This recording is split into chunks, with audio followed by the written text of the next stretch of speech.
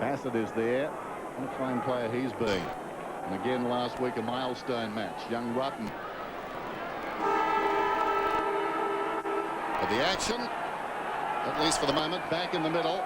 For the opening bounce. Simmons and Biglands. Not a bad bounce either. Favoured the Freo player. He tapped it down. Biglands did the roving.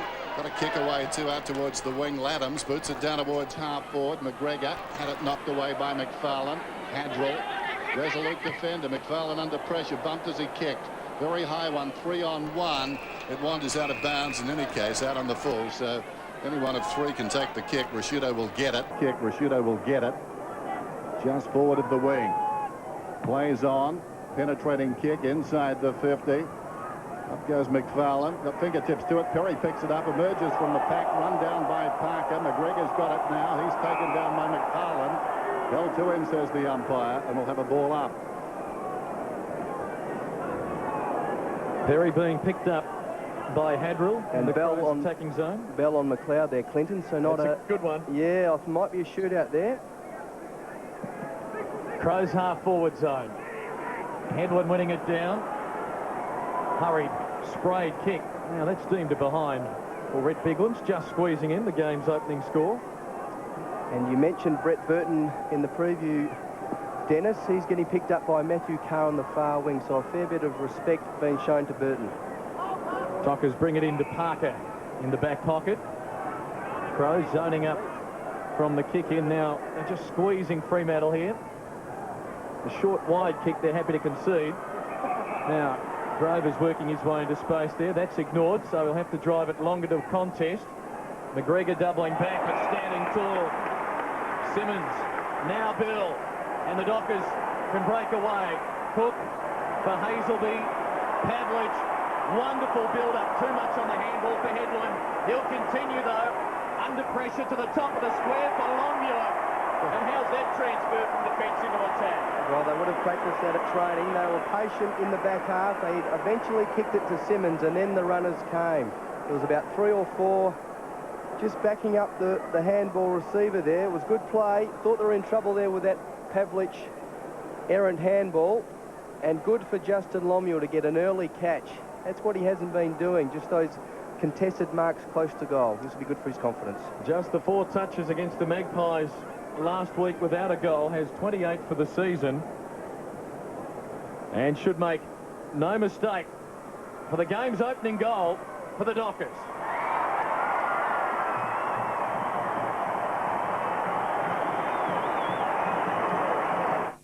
Adelaide's 2 big teams are bringing you one big offer. Yes, right now at Radio Rentals and HomeCo, you can bring it home interest-free.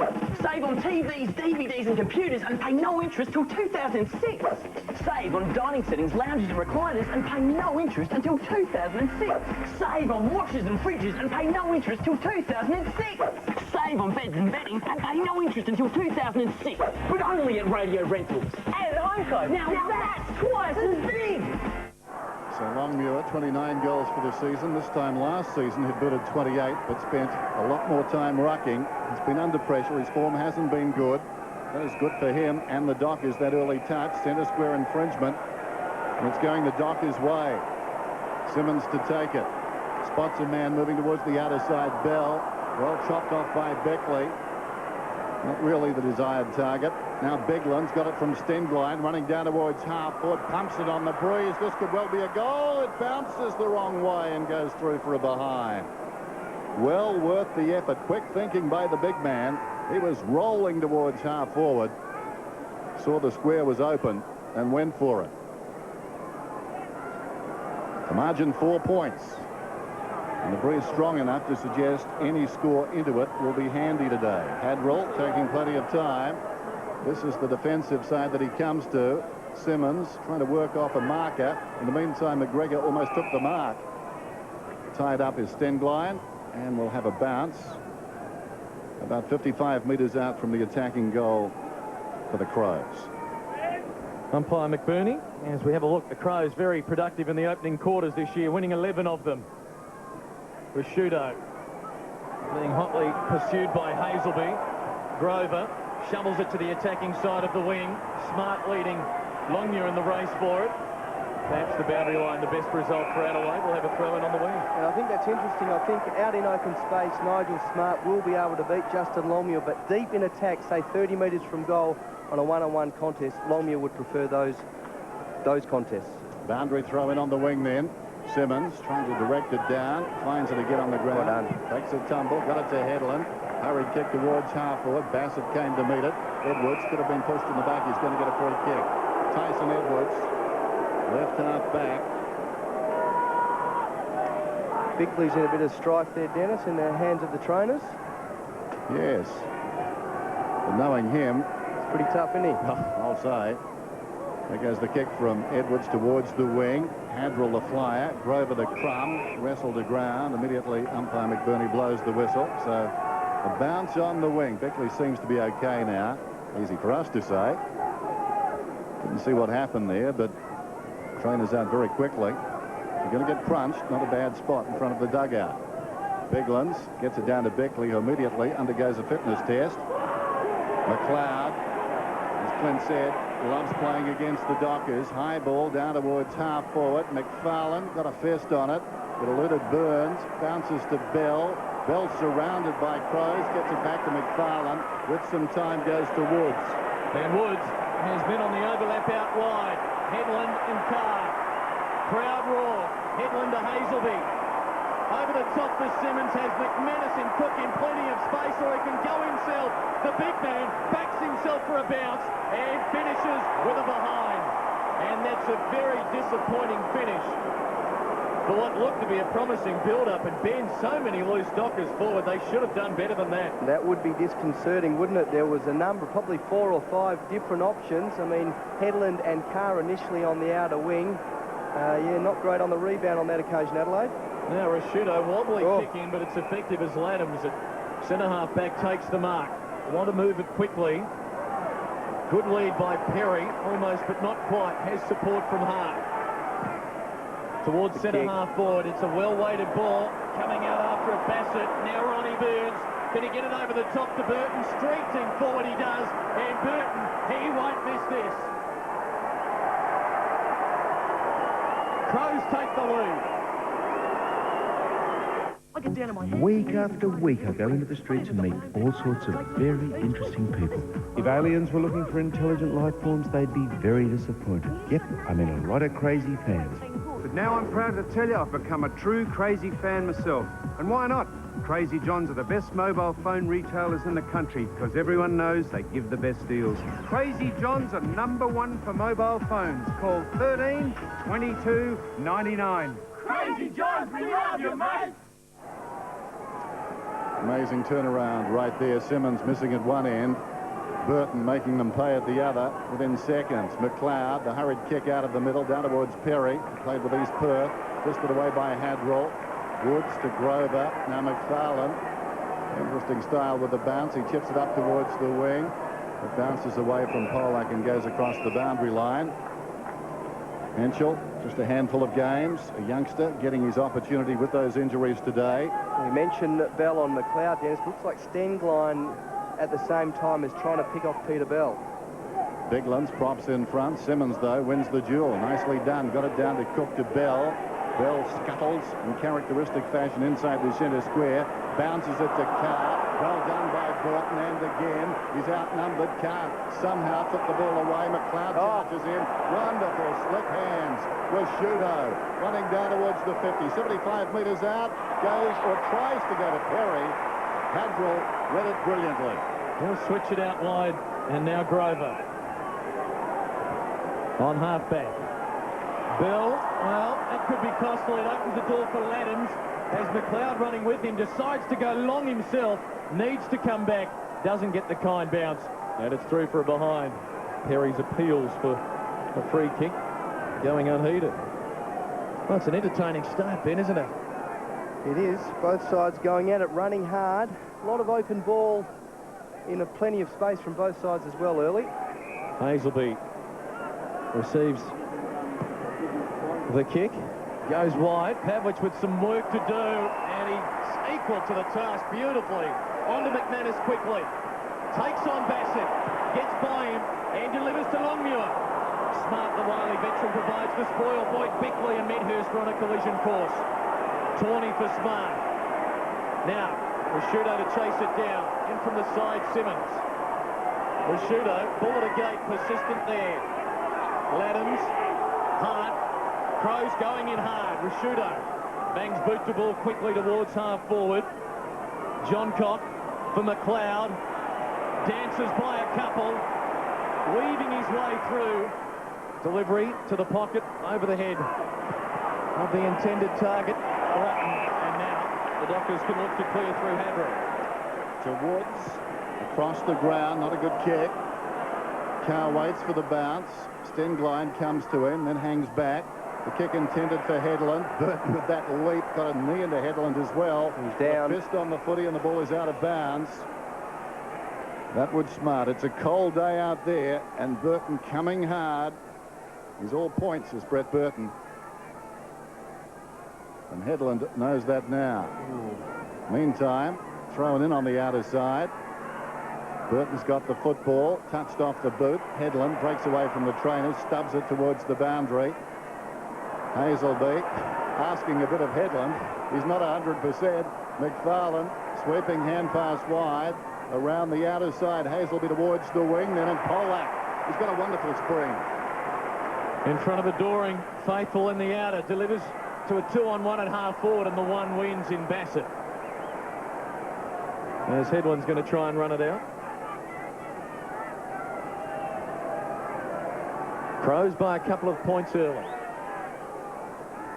Bassett just pops it up, carries a bit with the breeze. Dockers have numbers back there, harassing Perry, who kept his footing, delivers for Bickley. Towards McGregor, good pick up. McFarlane got him. Now a foot race, and Burns often wins those. Walker bringing him down fairly, and again, great defence by Walker there. Burns still going. Walker wins. Wonderful battle. Sandilands works it towards Farmer and Edwards. Now Bickley from the side. Crows look to persist. This is Henschel, the first-year player, showing good poise there. And not a bad kick too. It's a beautiful kick. The two first-year players hooking up. Rutten leading out, takes the mark. And now we'll line it up from directly in front, 40 metres out, to try and kick a goal with his first kick in AFL footy. Well-weighted kick, wasn't it, to his obvious advantage there. But James Walker, good play in defence initially. Cleaned up Craig McRae from the Brisbane Lions a couple of weeks ago. So he's in good nick. Roger Hayden can't get a start in this back line at the minute. It's an illustrious club. Can Bren Rutten join it? First kick in league, 40's a goal.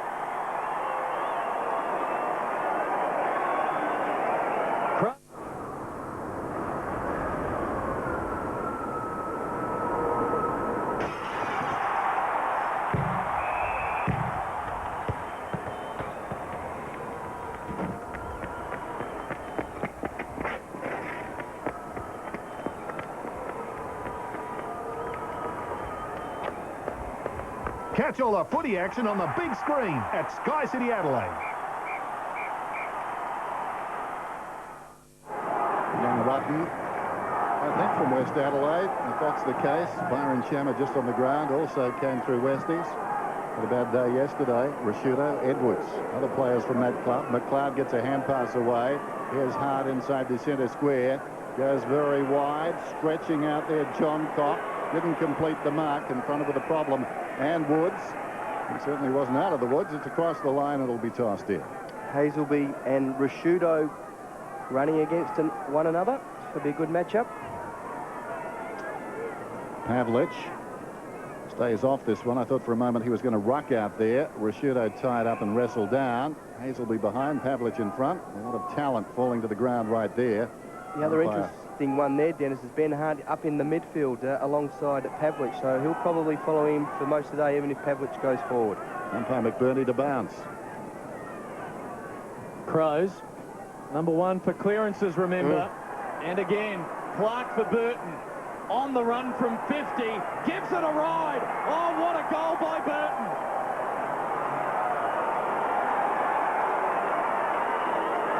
His second, Crows third.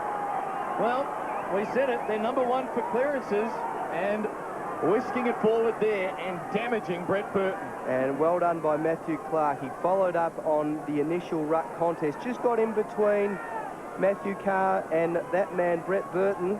Good ruck play, good follow-up and second effort. He's looking dangerous. He likes his ground, Brett Burton, whether it's the wide open spaces and the hard turf. That's probably a couple of reasons why. But he's played some good footy here over his career. Yeah, Need to tighten up right now on him. Fair to say he's in a form streak. 111 possessions in his last 4 matches. Dockers will get the clearance here. Pavlich's kick, though, high to a contest. Good use of the body by Polak, holding off Biglands, unable to take the mark. Will have a bounce half forward for the Dockers. It's interesting. Freo have Sandilands in the ruck now, and Simmons has drifted forward, getting picked up by Nigel Smart. Clark down for Rashudo, immediately held by Hazelby. We'll have another bounce and check in with Mark Reddings downstairs.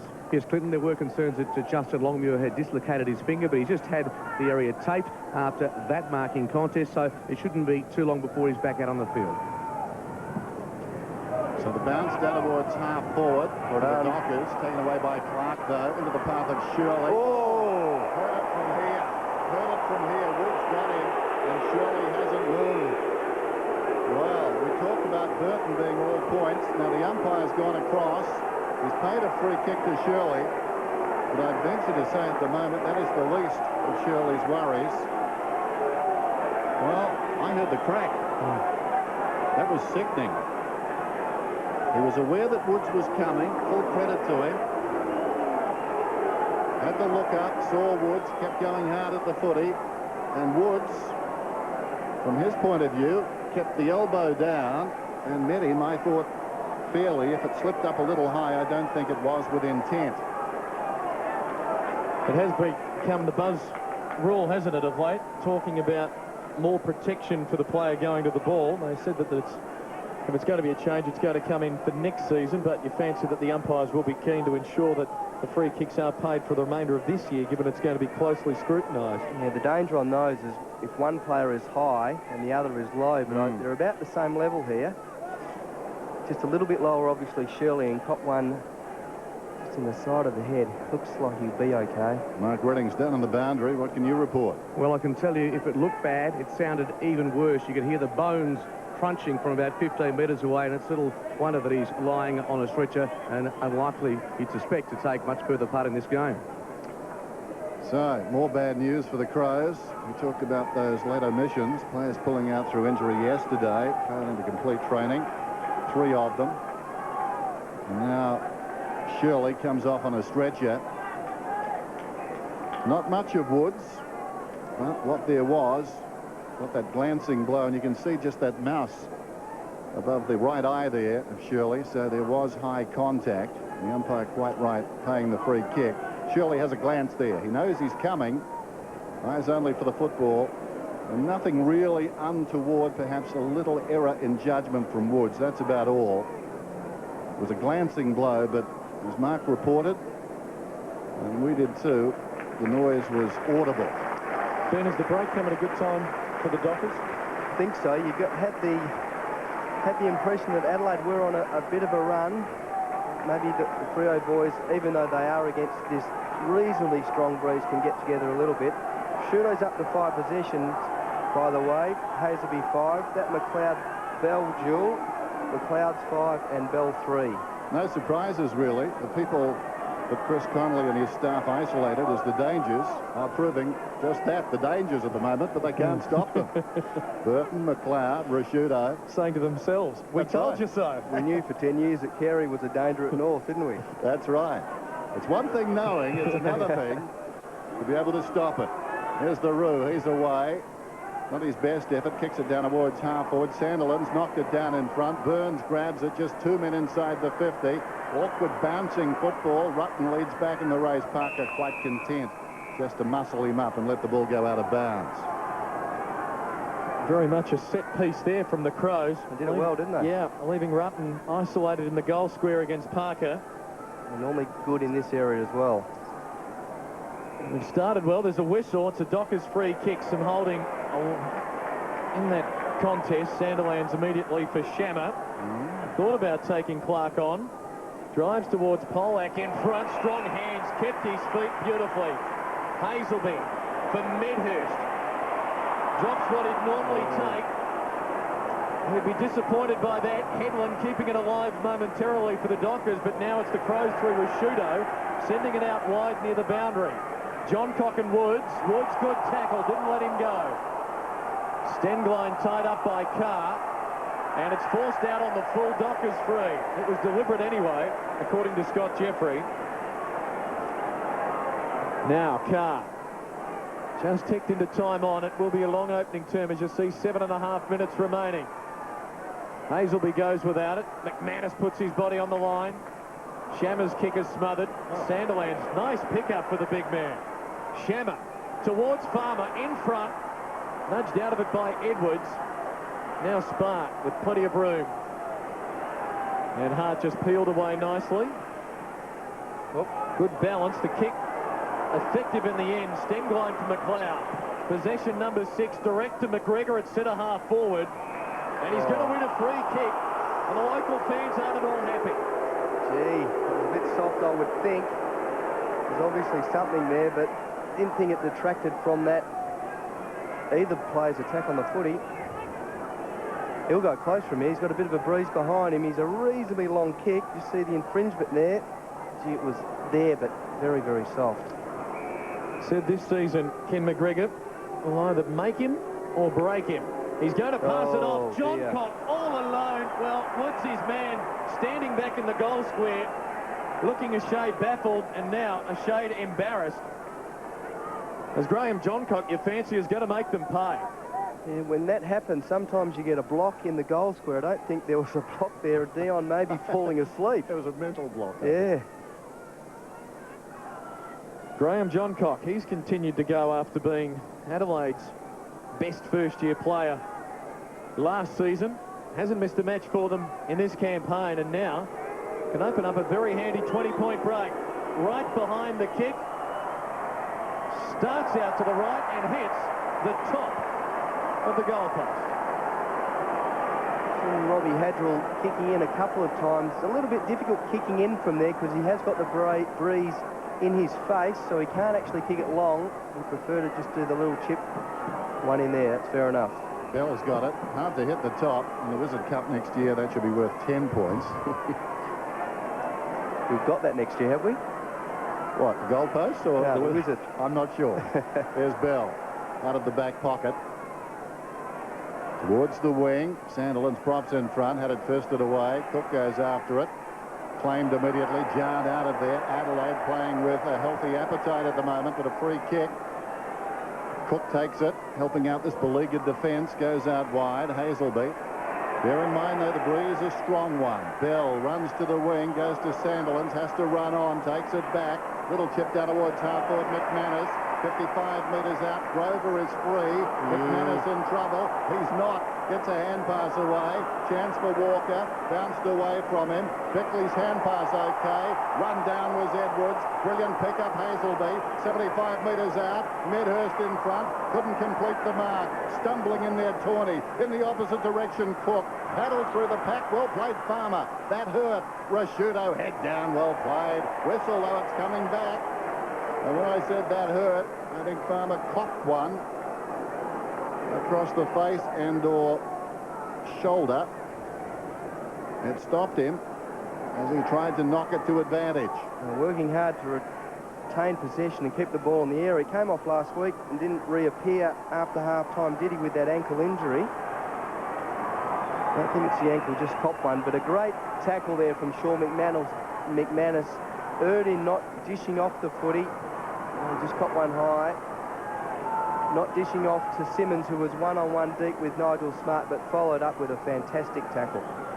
So the Wizard in the left full forward pocket found his wand in the first half last week at the MCG and then was off. These things happen, even the Wizards. In he comes and kicks from 35 right across the face. It's still a live ball. Now it's out. There's going to be a free kick to the Crows, I think. Yep. Right on the boundary line. Hart was taken high by Simmons. There's no subtlety in that from Troy Simmons at all. Hart going to find Edwards in the defensive goal square for the Crows. delivers towards Bassett at centre-half back. Needed a favourable bounce, and it works out well, and they've got some loose men and some runners here. Smart. The Polly Farmer-like handball for Burton. A good start for Heath. Long to full forward. Perry's got to go against several. They should have some crummers here. This is Rutten to McGregor on the left. Straight into the breadbasket of Hadrell. Last line of defence for the Dockers. 4 minutes remaining in the opening term. Walker has Hazelby wide. Careful to Grover. Takes on Clark. Neat little sidestep. Now needed Shammer to provide the Shepherd, so he was under a bit of pressure as he kicks to Medhurst, who started slowly against Tawney. Simmons, high one towards Bell at centre-half forward. Oh, and the bounce of the ball is going the Crows' way at the moment. McLeod for Bassett, for Burton. Now, he's bereft of options upfield, so he just has to wait. Deliver back for Bassett, and now he can look to build from centre-half back. Told to play on Bassett. Kicks it out towards the wing. Parker from the fist away from Rutten, arriving very quickly. John Cock taken down by Ward's Yard out of there against the boundary line. Farmer tries to keep it in, nothing doing. Gee, Rutten looked very strong in that one-on-one contest with Shane Parker before, didn't he? He did. Let's go on to Mark Reddings. Mark? Has some good news for the family of Robert Shirley. I've just spoken to the Crows doctor, and Shirley is up and about in the Crows change rooms. He won't play any further part in this game, but he will come and sit back on the bench. Clark awarded a free kick, lays it off to Rashudo, going back with wonderful courage. McFarlane put his fingertips to it, spilt to Walker. Walker tracks his own ball, but he's in second place at the moment. Burns could have been pushed in the back. He's going to get the free kick. Well, how things change in a week in football. Last week, free kicks, hard to come by.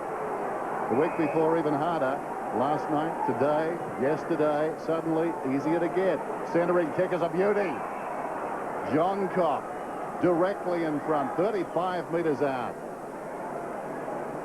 We've got some light rain starting to fall, have we? Oh, good news for the Crows then. Ball coming in reasonably quickly to Adelaide's forward line, and Perry hasn't had much of the footy, but he is making a contest, and I'm sure that's all Gary Ayres would have asked of him. Just bring the ball to the ground so guys like John Cock can get underneath him. I thought that was the sign for rain, Clint. I wasn't sure. It looked a little transcendental, but I got you. John Cock, you've got the young eyes. Here he comes. Steps inside the 50. Important kick, this one. Out to the right.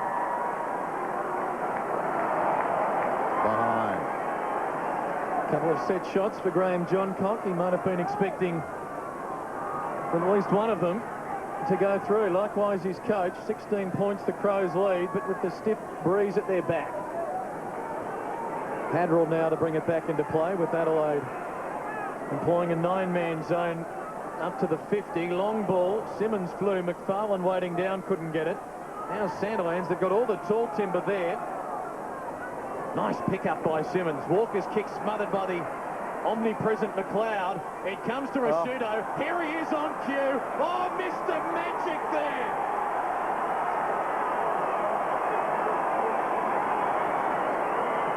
The energy market's getting tough. Things are changing. We need an edge. Well, let's look at the options. When it comes to business thinking, Chartered accountants have the superior training and business experience to guide your business in the right direction.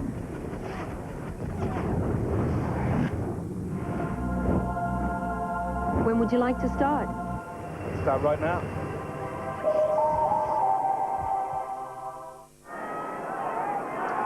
Chris Connolly working the phone with Aaron Sandilands.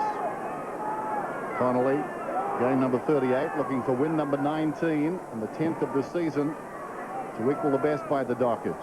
At the moment, though, not looking to flash. Bell to Shammer, knocked away by Stenglein. Comes back to McLeod again, quickly to Bickley.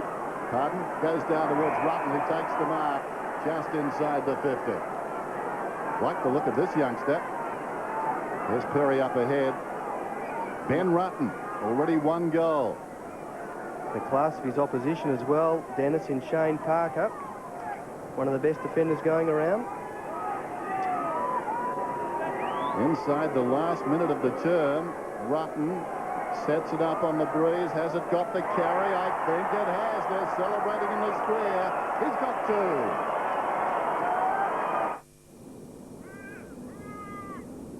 So long, mate. You've been bloody good to me. But it's time to move on. The only thing better than an old Hold'em one-tonner is the new Hold'em one-tonner.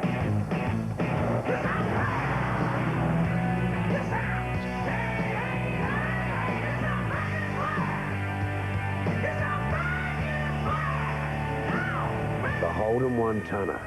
It's back. Not a bad way to start your AFL career. Ben Rutten with a couple of opening quarter goals, and the Crows are out by 28 points in the final minute. This crowd of more than 30,000 are stunned. And the Crows, there might be time for some more. Rashudo. Long ball to half forward. Rutten doubling back against Parker, who provides the spoil. Well, I think there's a clever little toe poke out by Rutten. Bill rides the initial bump, gets pushed in the back, will win a free. Rashudo 10 possessions, McLeod 10 possessions. Oh. Parker. Now he's got a loose man in the middle. Cook gives it to him. Is there time for the Dockers? They've got 10 seconds. Cook, good ball. McManus has to get it on quickly. He does. Plays on. Onto the left. And Farmer, can he take the mark? He can. And it'll be a kick after the siren for Jeffrey Farmer.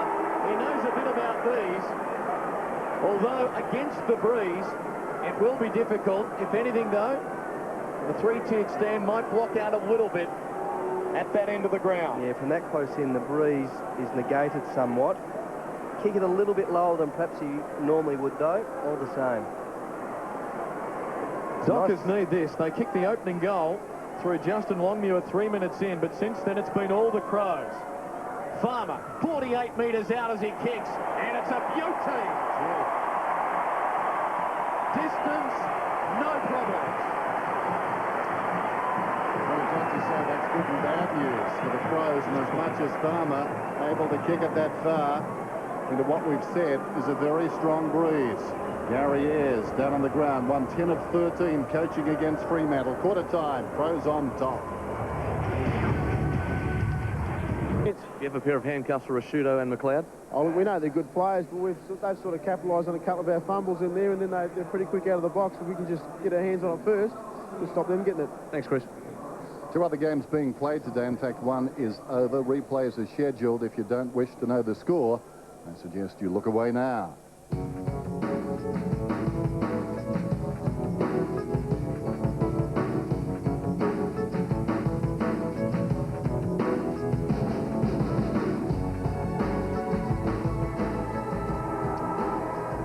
Set to go for the second quarter then, and Fremantle with a bit of work to do, but certainly their task made all the better by Farmer's late goal, and that was a magnificent kick after the siren.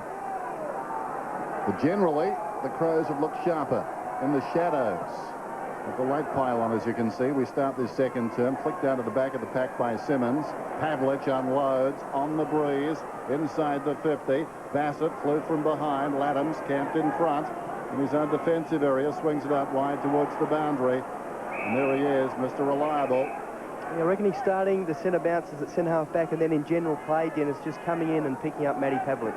Hart kicks towards the wing. Simmons, no, didn't leave the ground. Perry was the flyer. John Cock tried to trap it. Tawney spins out of a would-be tackle, lays it off to John Cock, 75 metres out, kicks to the lead, Rutten in front. His strength is worrying Shane Parker. It was a lovely kick from John Cock, but he's making all the right moves, isn't he, the young fellow? And his first match, just a beautifully weighted kick. Then Rutten made the kick look very good as well, but without the precision of that kick, there would be no mark. And I tell you, I reckon Rutten, if he gets in front, he's one of those guys who's very, very difficult to stop. Shane Parker, I reckon, might change his tactics midway through this match. Like beating behind the caravan on the freeway. In comes the kick from Rutten, and he sneaks it home. Great start, as the Dockers did in the opening term. Fantastic. We're rolling now.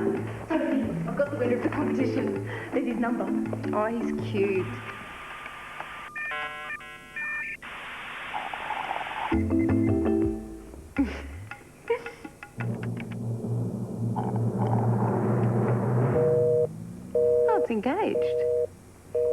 Don't miss important calls when you're on the internet. Be online and use your phone at the same time. For frustration-free internet, join iPrimus Broadband.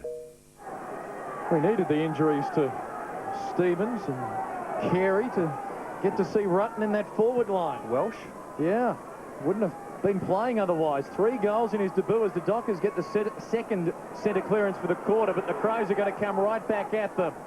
Laddams towards half forward. Perry against Parker, wearing him well. Headland now for Hazelby. Bell twisting and turning, heading the wrong way. Hurries it to the wing where Rashudo has the sit. Nice pick-up. And Hart will send the Crows forward again. Delivery to McGregor. Nudged out of it nicely by McFarlane, doubling back. Good mark. The kick, well, between a couple. Oh, well and done. Hart never took his eyes off the footy, and that's a wonderful result for the Crows. Gee, just attacked the footy then. Had to get between 2 Freo players. Good mark from McFarlane there. But well done from Benny Hart. Adelaide by 28 points. Early stages, quarter number 2. Overcast now here at Subiaco as Bigland's a deft touch for Rashudo. Handball intended for Burns. He's there to apply the tackle on Cook. It's going nowhere. We'll have another bounce. It's interesting, the top 4 possession getters on the ground, they're all playing on one another. Hazelby 12's got Rashudo 12. Peter Bell 9's on McLeod with 10. It's a science. Simmons knocks it down, intended for Bell, showed courage. Bickley came over the top. Free kick to Bell. Untidy hand pass, but Cook meters in the clear. Left centre wing, takes on Bickley. That's ambitious. Very untidy hand pass, and guess who got it? McLeod to Bickley. Wrong man. Bickley kicks inside the 50. McFarlane favoured by the kick. Come across on the angle in front of the leading Rutten. Took the mark, swings it to Bell. Simmons is on further down the ground. They'll use him now. Simmons, the big fellow, can take it and go. Runs through the wing, looks towards half forward. Cook, got his ground, laid to earn it. Stengline arrived a step late. Cook dishes it off. Headland 75 metres from goal. Good talking. Obviously Farmer said something to Medhurst. Medhurst backed off and Farmer took the mark on his chest. That's what Desi Headland needs to do. I reckon when he's got the ball in his hands, say 70 metres from goal, he has the ability to make a forward look good. You're right there, Dennis. Both Medhurst and Farmer had the opportunity to get on the end of that pass. It was a nice little spot up from Des. He's good on left and right. Jeff Farmer should be feeling confident. In he comes. He's got his second.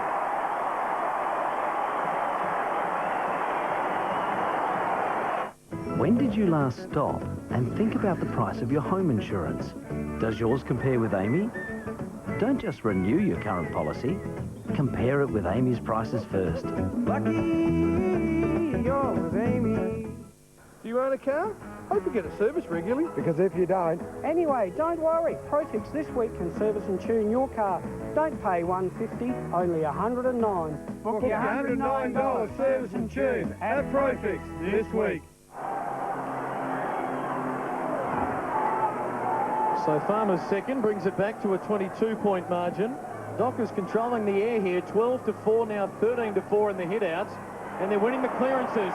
Shammer for Pavlich. The big man backs himself. Gives it to Carr. Has Shammer in support. Might go himself. On the left from 45 for another one.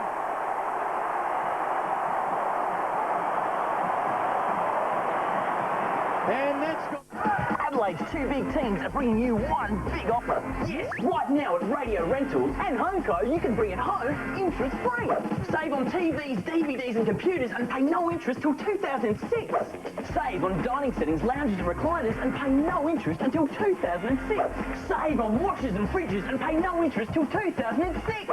Save on beds and bedding and pay no interest until 2006. But only at Radio Rentals and at HomeCo. Now that's twice as big. Two in a hurry as the Docker fans getting involved. And they are winning it out of the middle. Big ones this time. Getting the hand to it first, but the Dockers will clear it again. Pavlich very close to being a downfield free, and McManus Oh, what wonderful hands. Elects to play on. 49 metres out. He goes long and misses to the near side. Gee, it had to be very close. Bigland's dishing one out there. Matty Pavlich coming over having a word to him after that incident. Thought it would have been a downfield free.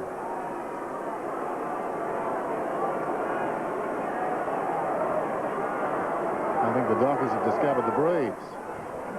They're enjoying it just at the moment. Getting the big kicks off. Here's Simmons close to the boundary line. Hazelby with him. Out of bounds.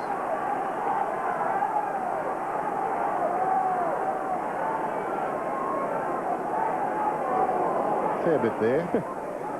Bit of body weight, wasn't there? Absolutely. Behind the pack. They'll be called back. It's going to be a free kick to Biglands, who just moments ago was the bad guy.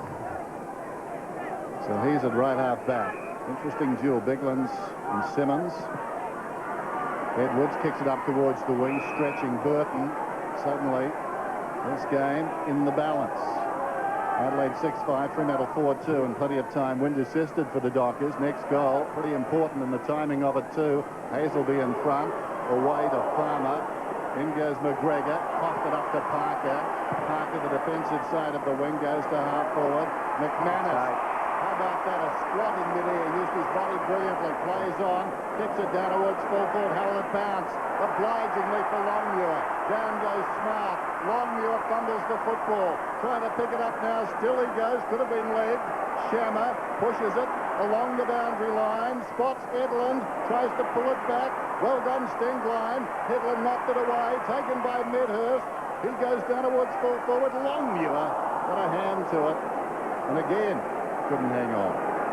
Gee, you just get the feeling if they can get it in deep, one-on-one with Justin Longmuir on Smart, Justin's got the ability to take that unusual grab. Well, they're doing all the attacking at the moment as the Crows bring it back in via Tawney. Now Laddams with some run out of half-back.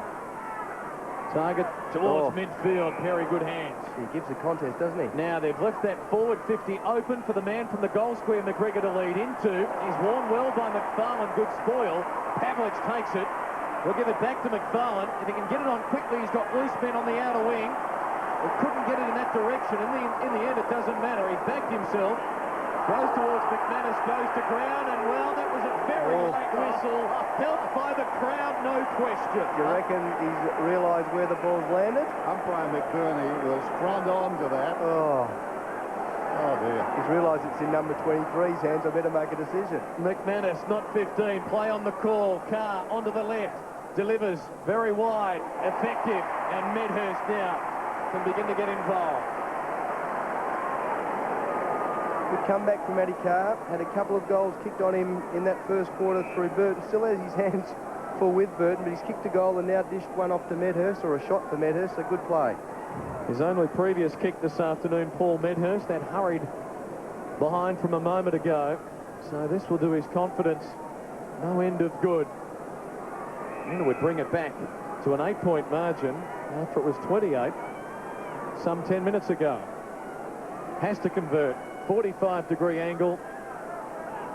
That's the view from the boundary line, and it's a pretty good view for the Dockers. Medhurst has his first.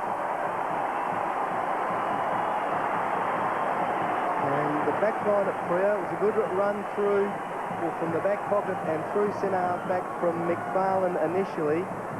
Looks good when he's taking the game on from back there and got the ball forward pretty quickly into this area.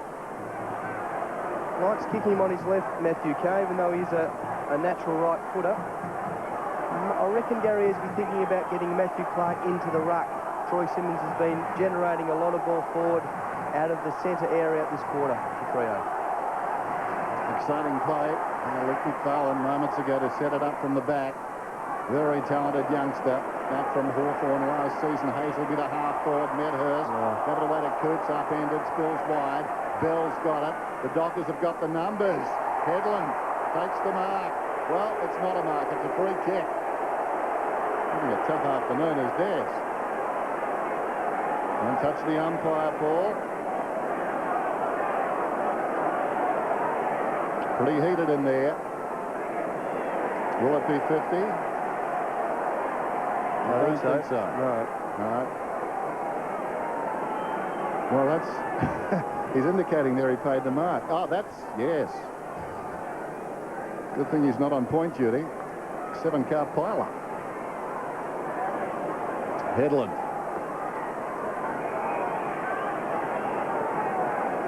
"35 metres out, 45-degree angle. Should kick it. Tight. He likes it, though. Looks back over the shoulder and gets the OK. Some people see me as debonair, a bon vivant, a sophisticated man about town. But there's another player who fits that category. Crazy John. Like me, he's been around a while and has plenty of experience where mobile phones are concerned. You get the best deal with Crazy John's. He's Australia's best mobile phone retailer. I'm with Crazy.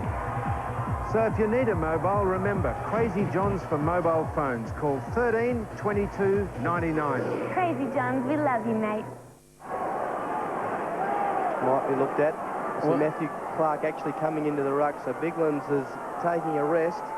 Gary is realising that Freo have been dominant out of the middle this quarter. They've won all 5 centre clearances in this second term, the Dockers. The ruckmen both miss it there. McLeod shovels it forward for the Crows. Carr goes to ground. Perry with the tackle will have a bounce. Well, it's game on, isn't it? 4 unanswered Docker goals. And Hayes will be now the leading ball winner on the ground. He's man to second. Stop that. Can't help it. Burton heading for the boundary line. Crowd won't deliver it. That won't be paid. I was at the Gabba last week, so don't start me up. Yeah, the rules occasionally change from one week to the next. Not that we'll hear it officially. Well, not the rules, the interpretation. That's right. Clark and Simmons from behind. Risciuto burrowing forward. Long ball. Deep to the pocket for McGregor, and he touches it before it's over. Boundary throw-in. This is why we need 4 boundary umpires. This poor man, some 60 metres away. Gets it now as McGregor wanders back to the goal square. They can kick goals from here. They're very good at these stop plays, Adelaide. Deep in attack. Clark, Burns, dangerous. Bode, Burns, Ronnie, good finisher. And he's got it. They're very good at those situations.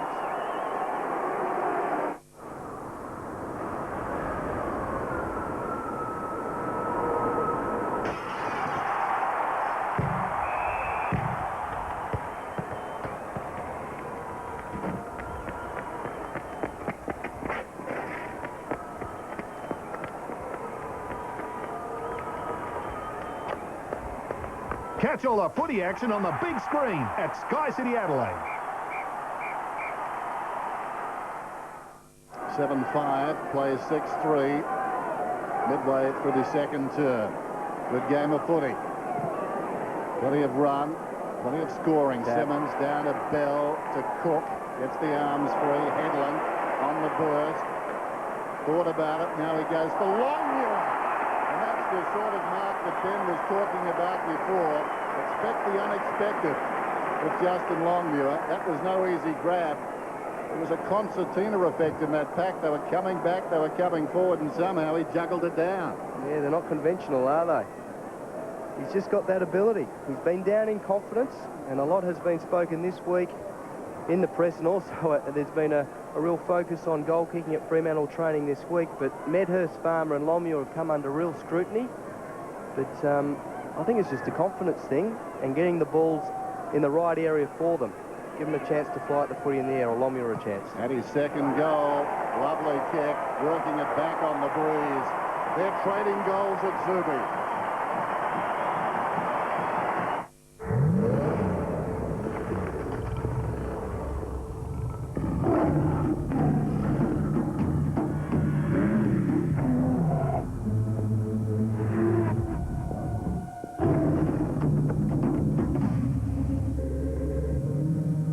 There's a basic law of nature which says the mightiest will lead. Monaro, game over. Sun shining once more. Again, the ruckmen spoil it for one another. Hazelby battering it out in front of Bell. Unable to control it, but putting a pretty good tackle on Rashudo. Will have a bounce between the centre and centre-half forward for the Dockers. Nearly halfway through this second quarter. Clark trying to shield off Simmons, who works his way to the front. Farmer couldn't find the opening. Hart, quick hands for Rashudo. Good spoil. Des Henlon getting involved. Rashudo again. Out in front of McLeod. This spells danger for the Dockers. The bounce made him wait for a moment. Goes to centre-half back. This is Henschel in just his third AFL game. Has loose men short. Stenglein. Tawney. Good build-up. Again, room for McGregor to lead. Tawney goes towards him. McGregor unable to get the handle. Nearly took a one-hander. And we'll have a bounce at half-forward for Adelaide. Have a look at that again. Very nearly a circus trick for him. The nice little change of direction deep in defence from Andrew McLeod. That's the reason why this ball is deep in attack for the Crows. Sandilands winning it down. Burns going without it. Clark for Henschel. Caught by Walker. Burns again under enormous pressure. Ball going nowhere for the time being. Umpire letting them play. Eventually it'll come out the Dockers' way. Cook did the hard work. Peter Bell does the sprinting work. And he'll get it back from Hazelby. Now Polak. Out in front of Medhurst. Can he get there? He did well enough. He's got McManus on. Quick of mind, clean of foot to get it to him. McManus to the hot spot. Longview at the target. Farmer to Rove. Some holding on. Advantage play on. A Farmer goal. His third, and the Dockers are in front. And good set-up play, wasn't it, from Peter Bell? Just sheer hard running and good skills as well in a dangerous position. The ball eventually came through Sean McManus. Nice little underground kick from Medhurst. But Nigel Smart now starting to worry about Longmuir. That's where the free kick was for holding. When you get a dominant forward, that's what defenders tend to do. Would have been Longmuir's set shot if Farmer hadn't played on to kick that. So the Dockers by 4 points. What a good game of footy. End-to-end stuff. The Stakes bringing out the best in players from both these teams. So much to play for. Sandilands backhands it down. Hazelby missed it, not so McLeod. Leads the hand pass away to Burton, who's been quieter in this term. He goes down towards half forward. Perry will need to stretch, and he does. Takes the mark at his chest. Right half forward. Wheels around. Centering kick. Go towards full forward. Going back. McFarlane. Again, short of Rutten. Swung out wide. Hazelby. Carr is on. Now we'll give it to Carr. Time the release well. Carr can run to the 50 and score here. He can run inside the 50. He will line it up. Deliberately puts it to boot. Tries to work it back. The body, English says, it's a goal. His second.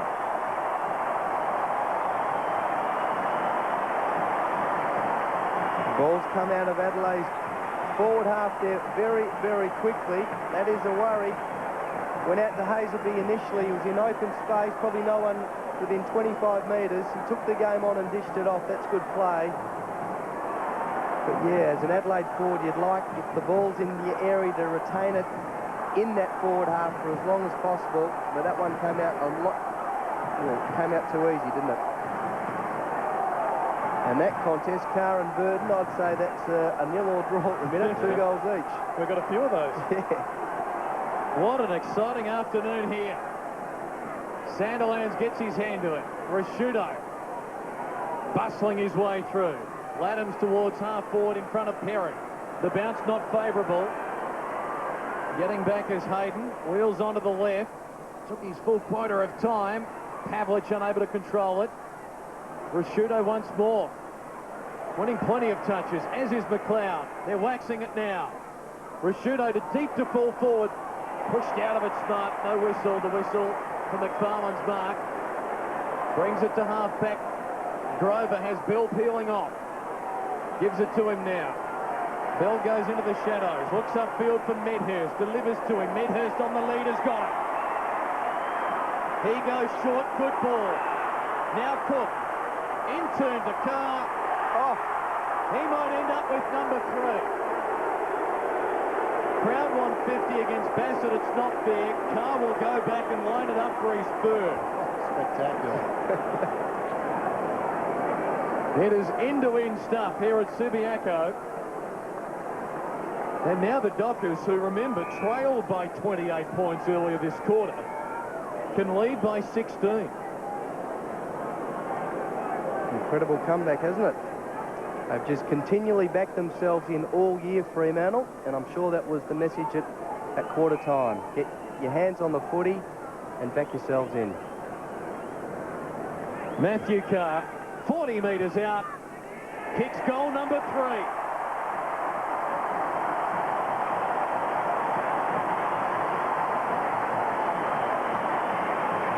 For only the second time ever, the Dockers with an 8-goal quarter against the Adelaide Crows, and we've only reached the 23-minute mark. And both coaches ringing the changes. Sandilands had a little bit of a run in the centre bounce, and Fremantle continued its dominance there. Simmons now back on. The other change, McGregor has actually gone down to Justin Longmuir, with Nigel Smart going forward. 10-3, 7-5. The Dockers are surging. The Crows need to hold approaching half-time. Here's the bounce to restart play. Simmons back on the ground. Up he goes. Falls at their feet. Big ugly pack. Simmons, the snake owner.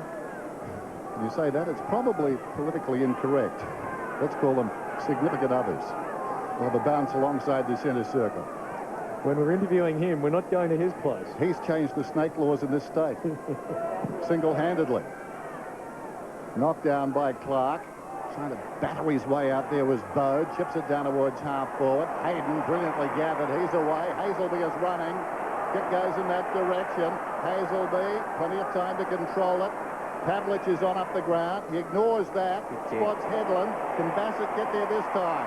Not in time. Thought better of it. Headland wheels around, takes on Bassett. In 2 minds.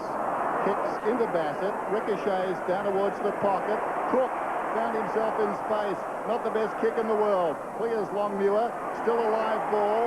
Medhurst tries for the snap. The impossible angle. Springs to his feet. So it proved. It was a good kick from Hazelby to Headland. He realised just at the last second that Pavlich was getting covered by Ben Hart and just changed his kick slightly, hit Headland on the half-forward line. Edwards to Rashudo from the kick-in. Do you mind someone like Paul Medhurst having that shot? Most players you'd suggest centre it. No, he's allowed to do that. Yeah. Rashudo with the Crows under enormous pressure now. And McGregor having to head back to try and stem the flow. Stengline out wide. Still plenty of time remaining before half-time. Crows now patient as Stengline. Towards the outer wing at the back, John Cock.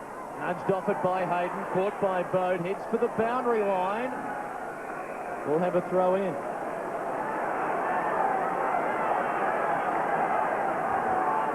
Matthew Bodes. Been for the rinse. Simmons behind Clark. McLeod getting a little gift there. Hurrying it towards half forward. Bounces over Perry. McFarlane gets it eventually. Under pressure, Bell. About to be caught. Good handball for Hazelby. And a good kick out wide. Oh, Pollack took his eye off it. Thought it was going to come undone, but eventually it basically fell in his lap. Hasn't McFarlane been good for the Dockers? Just terrific back there. Rover has it. The Crows need the next goal. Woods up ahead. The run all from the Dockers. Headland from Walker has a bounce. McLeod almost got him, didn't get him. Kicked down towards the pocket. Going back Longmuir. He didn't get it either. Down goes Bassett, close to the boundary line. McGregor, well, he kept it in. No, he didn't. The boundary umpire was not called into play. It was a free kick. Well, Edwards played on wide of the mark and outside the boundary. Bit happening down in that pocket. The Bermuda Triangle. Henschel towards the outer side wing. Uncontested. The mark is taken by Rutten. Plays on, feeding the hand pass off, and the Crows can get some run now. Adams pops it in front. Stenglein, good pick up. Decides to go long. One-on-one, Perry, Polak. Support from Bowden Cook. Cook's caught. No chance to get rid of it. Will have a bounce. Down to 3 minutes to play before half-time. Andrew McLeod lunging. Couldn't get Des. Crows deep in attack. Need to stem the Dockers' run. Last 4 goals. McLeod pushed off it in the end by Bell. We might do it again. We will. Byron Shammer getting ready to check back into the fray. 10-4, plays 7-5. Simmons is very, very important. He's got to get his hands on the pill here in the air. Clark against him, palms it in front of Rashudo, textbook stuff, and a textbook tackle from Hazelby. In the end, we're going to have a bounce. The umpire perhaps deeming Rashudo didn't have a chance to get boot to ball. The crowd thought otherwise. He just carried him forward a little bit. It was well done by Hazelby. I think that's a fair enough decision. Again, Crows pressing. Perry leaping high. Dockers with numbers. This is Cook. Charges out of defence. Targets Coops. Tawney the spoil. Carr and Hazelby back there.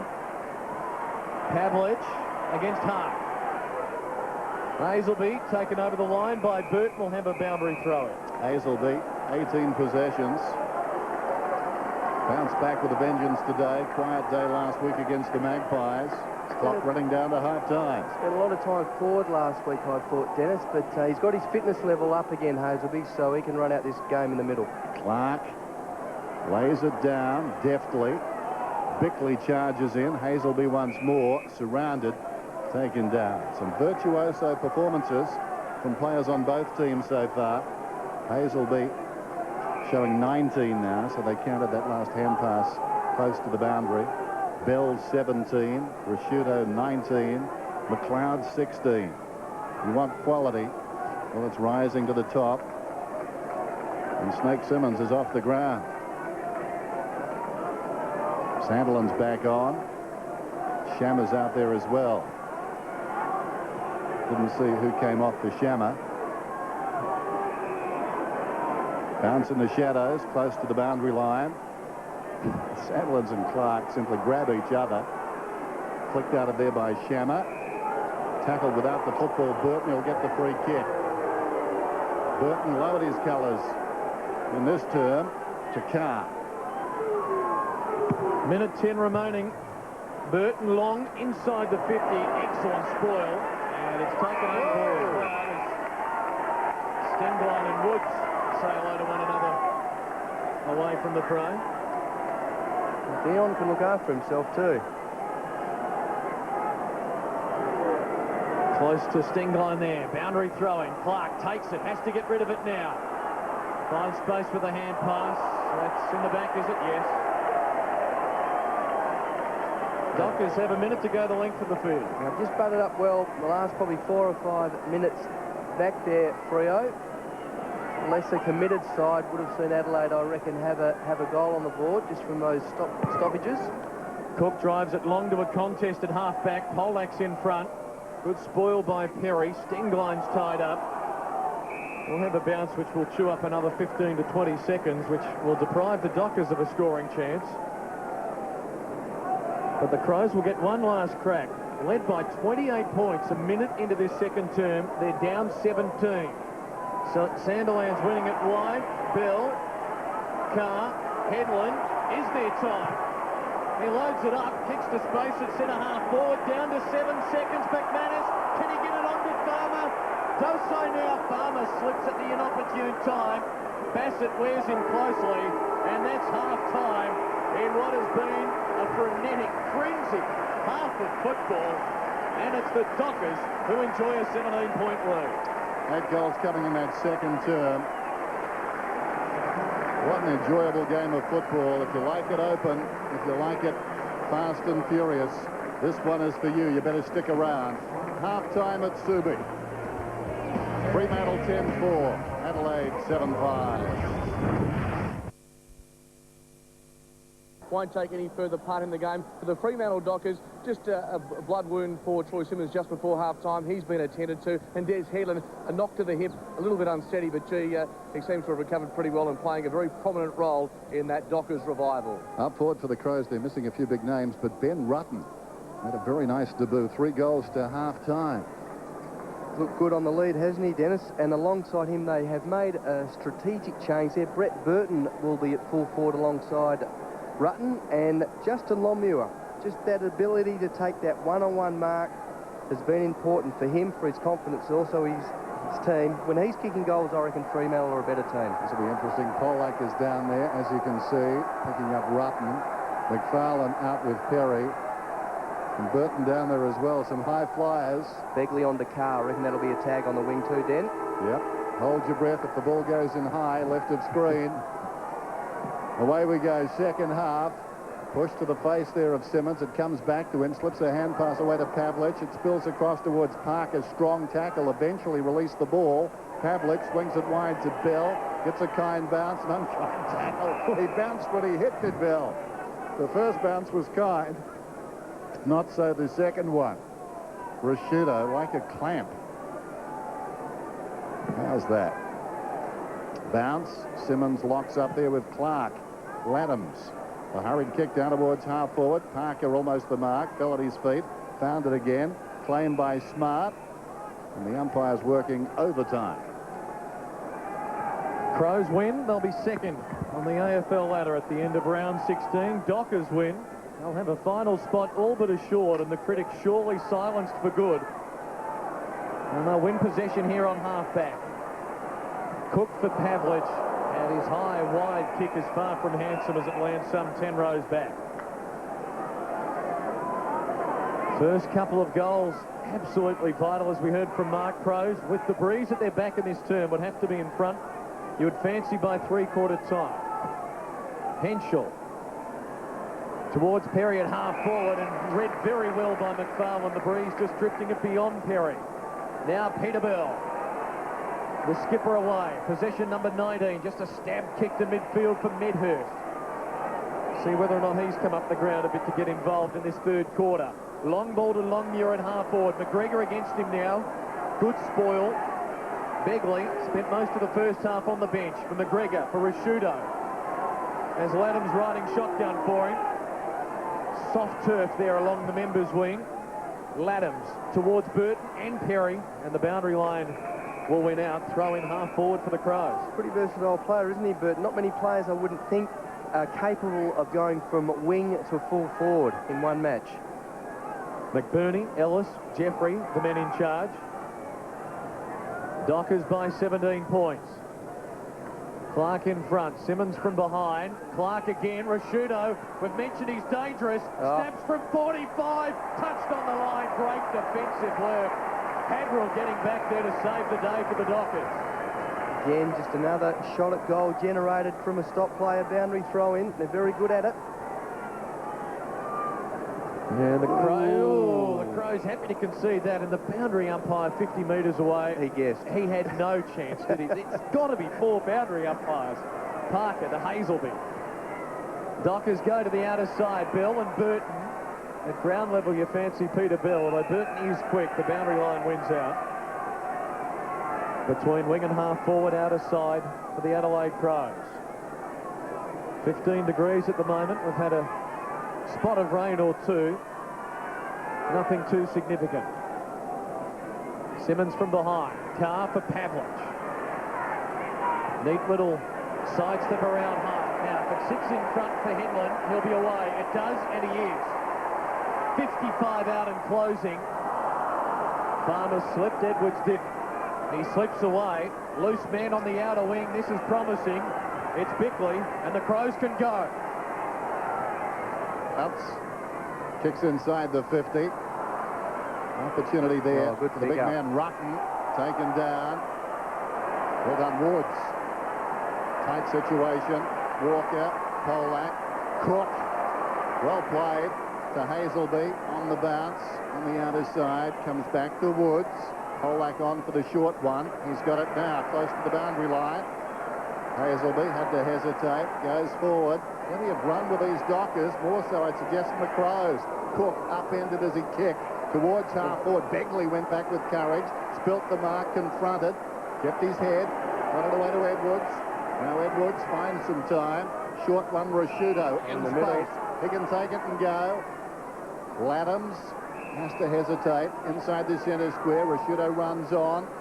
Back it comes to the captain then from 60 metres out. And the defender lost Burton. That was Hadrill. He turned a full circle there, Robbie Hadrill. Burton plays on. No, he doesn't. Why would you anyway from 20 metres out? It's the thrill of the chase. Oh, do you like the look of Laddams as well? He's up to 12 possessions. Probably one little player that can get under the guard of the Oppo, but he's been pretty good linking midfield. Farmer coming off and Grover on. Interesting. Burton going at his third. 20 metres out. I think he might have missed. Just in. Ooh, very tight. Goal. We need to grow. I'm just not sure how to go about it. All right, well, let's have a look at the options. When it comes to business thinking, chartered accountants have the superior training and business experience to guide your business in the right direction. How big do you want this to be? How big? Yeah.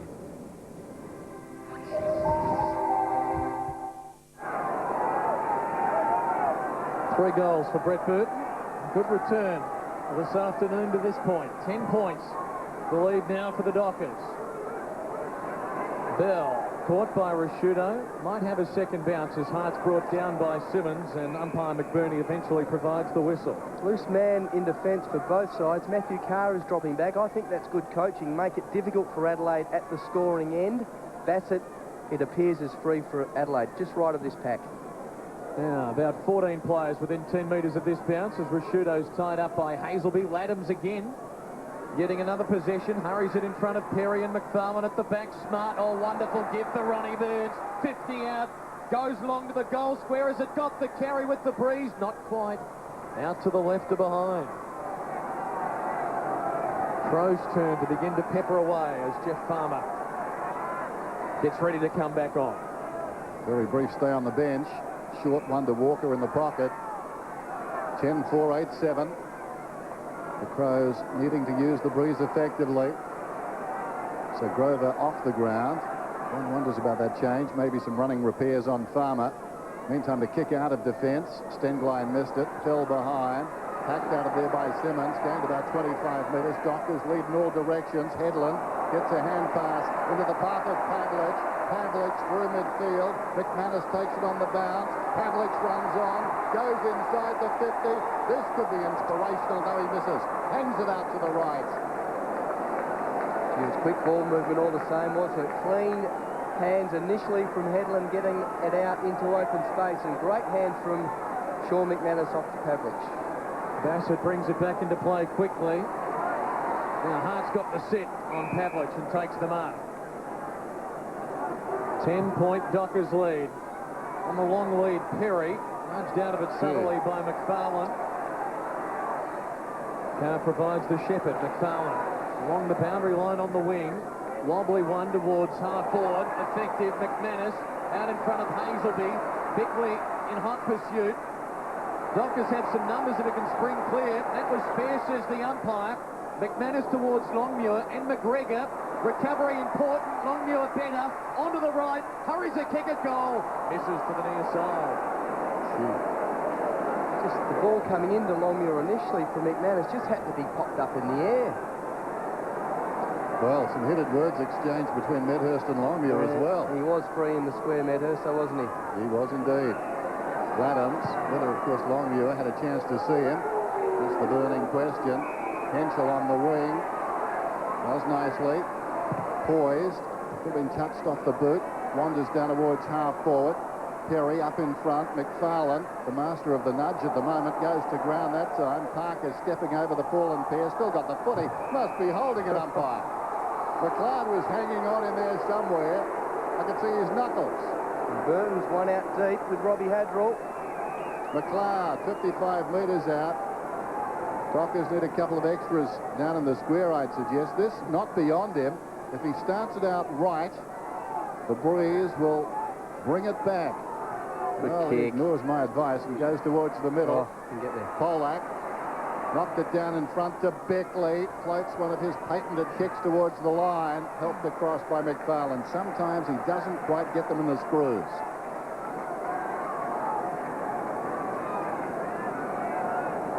Eight plays 10-6. Bell out wide. Possession number 20 coming up. Hazelby with 23 leading the way for the Dockers. The game leader, Rashudo, with 24. That had to be precise and was. Carr takes the mark. Ball's deflected away. Crowd 150. They'll just chip it around here. They're very patient, just waiting for someone to pop up. You're never in a rush deep in defence, Freo. Soaking up some time against the breeze as Headland thought he was going to misjudge that, but a late lunge takes the mark, drifts it out wide for Walker. Onto the wing, good ball. This is good. Parker has some room. One bounce. Can go a second. 50 out, runs into trouble. Eventually gets rid of it to Cook. Well, it was unconventional, and in the end it was very disappointing for Chris Connolly and the Dockers. That was the Dockers of old, Dennis. You were enjoying that. Circa 98, wasn't it? The Keystone Dockers. Kick in. Here's Beckley. Beyond half-back. Tentative bounce. Spots Perry. Gets it to him inside the centre square. Perry wasting no time. At least gets back quickly. Now forced to hesitate. McFarlane in front of Burton, making it hard for him to lead into open space. Yes, Perry's man, McFarlane, has drifted back. That's an ambitious kick. Just gets there. Carr couldn't hold him up. Now they've got a problem.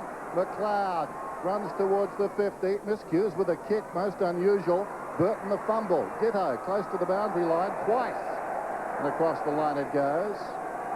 99 times out of 100. You'd expect that to hit Burton right on the chest. Both of them in the clear. Burton had the break on Hadrill.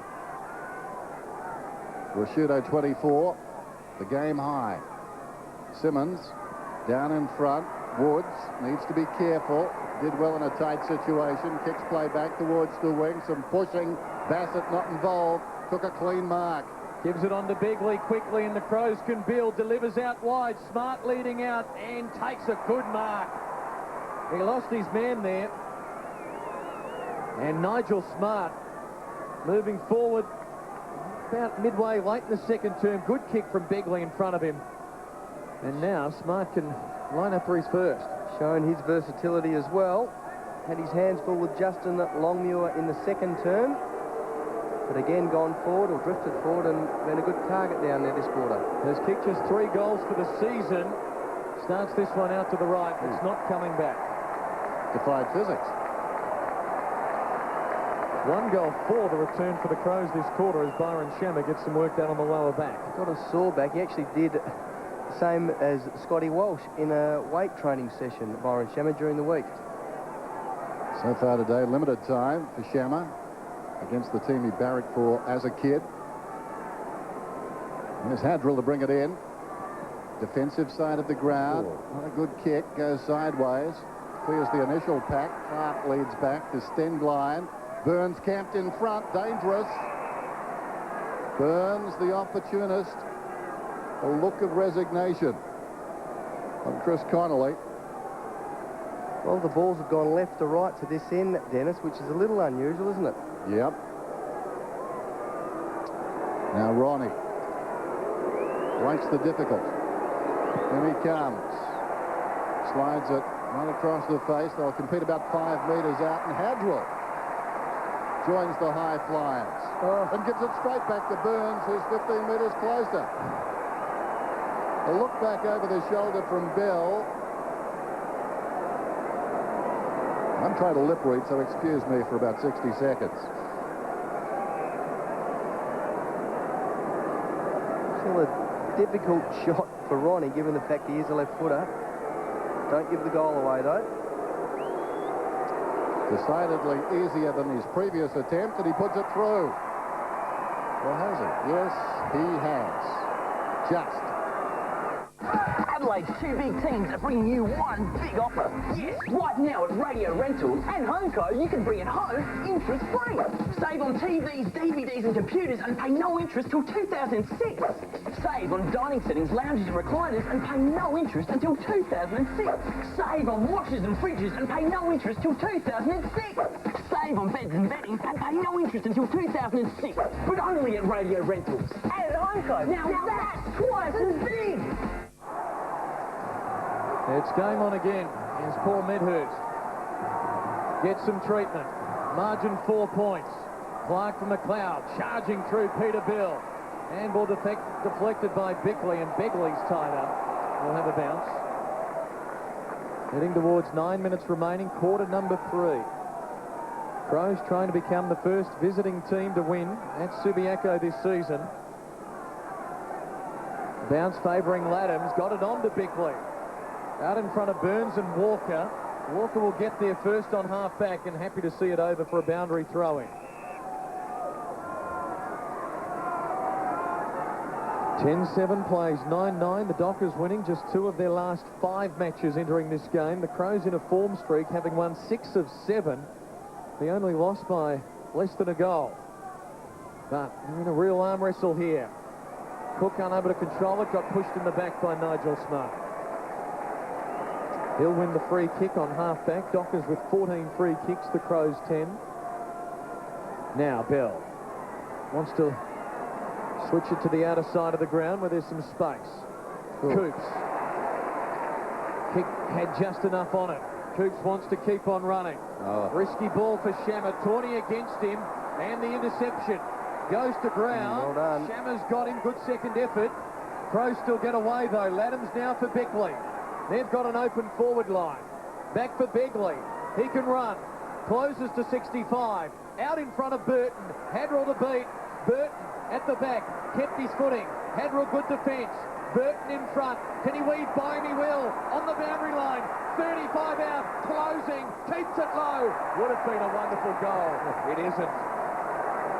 It's a behind, and the margin is 2 points. There's Des and Stengline. Des had a very good second quarter. Carrier's realising that and putting his number 1 tagger on him.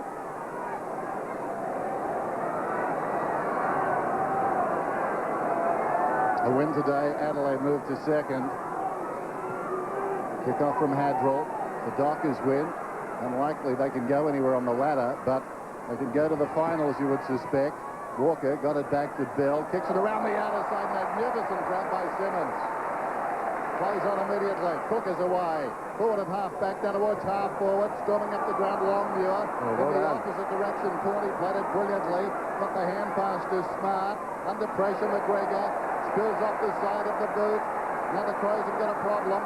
Pavlich has got the football. Steadies. Kicks long. Longmuir favoured by the kick. Well done, McGregor. Got back, angled the punch away. And out it goes. It was a good second effort, wasn't it, from Longmuir. He actually put that initial tackle on and then bolted back with the flight of the footy, sucking in the big breaths. As you can see, he's worked hard the last minute. Dockers without a goal this quarter. Nearly 18 minutes of playing time. Deep in attack here, Longmuir and Clark. Longmuir has to be creative. Bickley, good pick up under enormous pressure. Rashudo loads up the top, gives it plenty. Now Rutten with a couple to beat, does well. The rookie, the first gamer. For Hinchell, the third gamer. Back for Rutten, goes without it. Oh, what a pickup from McLeod. And then the vision for Begley. Loose men streaming forward to his right. Can he see them? No. No, he doesn't. Eventually he finds one of them coming forward. Rutten, can he pick it up? He tried to knock it on, knocked it into the boot of Hadrell. Luck's a fortune for the Dockers. They dodge a bullet there. Walker. Risky short ball, Polak equal to it. Boy, it's Hunting bounced up here at Subi. A thriller in the third term. Hazelby's away. Kicks it up towards half forward. McManus had it fisted away. Camped in front Bickley. Lays it off. The run came from McGregor. Was it Bassett? Bassett got it over the top, pulled back towards the middle by Henschel, and it's taken now by Burns. Little chip inside the 50. Perry!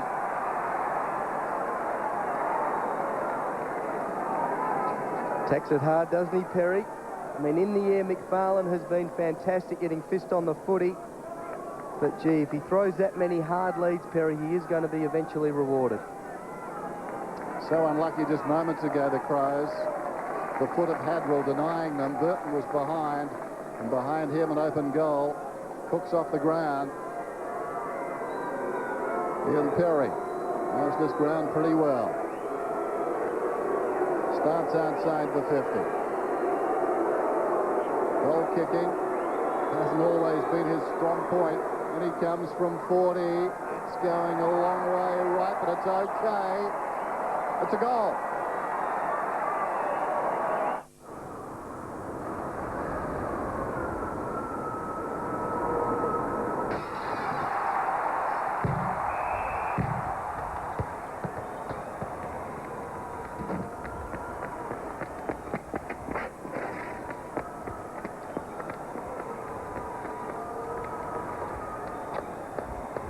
Catch all the footy action on the big screen at Sky City Adelaide.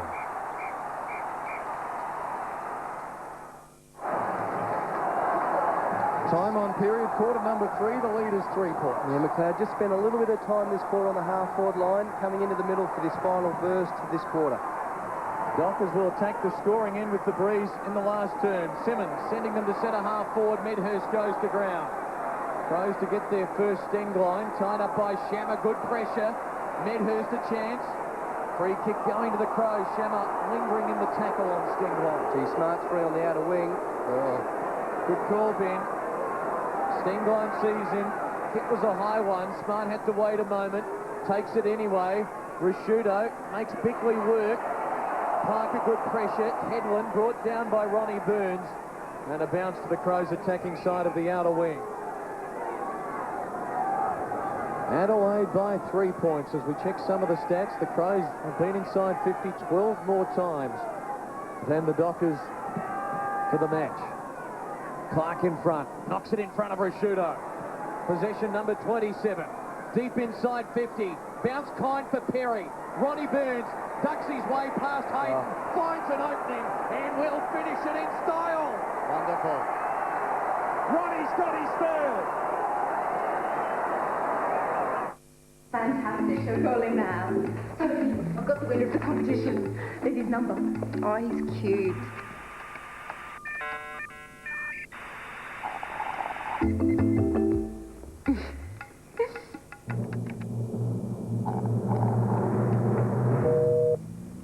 Engaged.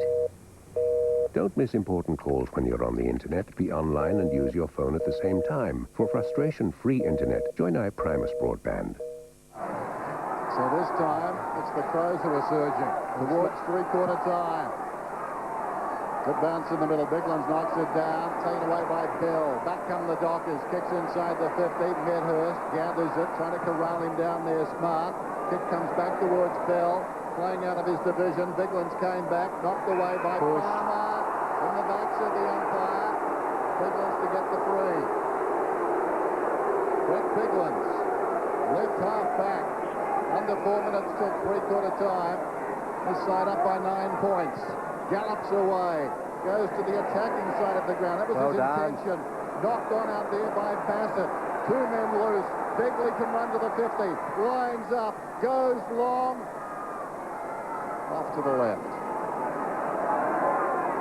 Wonderful opportunity.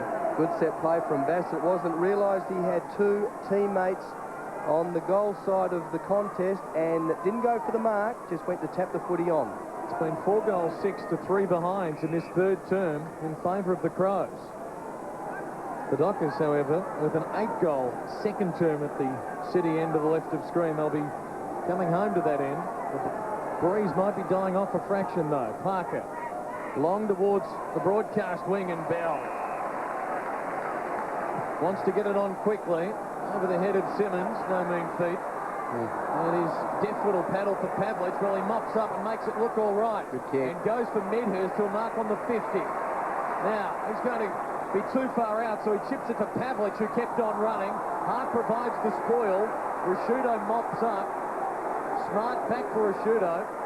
He's having a field day. 28 possessions. Edwards goes short. Bickley marks on half-back, having a good quarter. Gets it on quickly. This is Henschel. Long ball towards Burns at half-forward. Wrestling with Parker, and he's taken a one-hander. Oh, Ronnie's coming to the party. Kicks quickly inside 50. Perry charging out. The bounce is kind for Bill. Beating off the handball for Woods. Now Haverhill drives it long to the outer side. Medhurst, and the Dockers can go. Good kick, that one. Just got there. Clock running down, just over 2 minutes till three-quarter time. Paul Medhurst, the defensive side of the wing. Pavlich in front. Had it knocked away. Cross comes Tawney. Good pick-up. Gets free. Chips it down towards half-forward and Begley. Dropped the mark. Now he's got a problem. Bode cruises past, though. Makes it look okay. 55 metres out. It's like target practice. Down there, strong mark taken by Polak, and that could well be 50. Gee, that's a magnificent mark there, isn't it? It is 50, Den. Polak, I reckon he's the best young mark going around. It's a big rap, I know, but he's as good as Jeff White was when he burst onto this AFL scene. Wonderful pair of hands there. Young McFarlane, not far behind him. Getting heated in there now. Simmons off, Den. Sandilands on. Saw Chris Connolly in the kitchen, feeling the heat. What a game. Hadrill across half-back. I think Clinton was right. That breeze is starting to fall off a bit and come more directly across the ground. Good news for the Crows. Smart to Laddens. But it's the way the Crows are playing at the moment. Hart to Bode. Digs it in, finds 10. Gets around Carr. Goes with the right boot. Didn't like it too much. It wanders across the 50. Spiked out of there. The two-handed slap from Parker found Bell.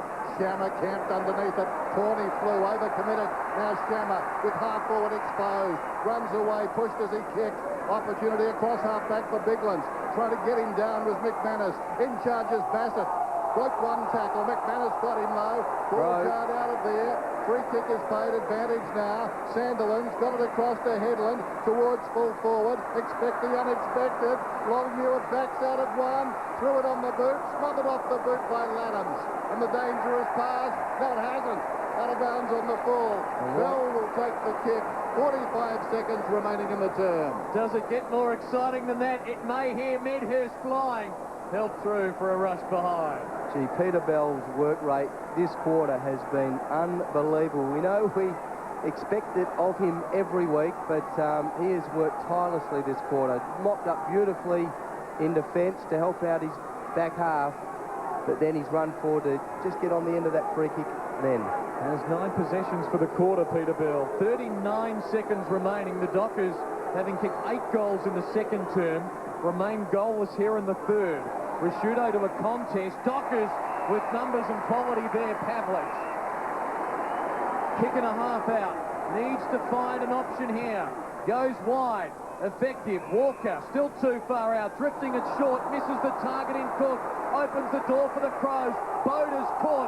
High or fairly. Fairly holding the ball. No advantage to Farmer. Advantage is not paid. Farmer finished it. It will come back.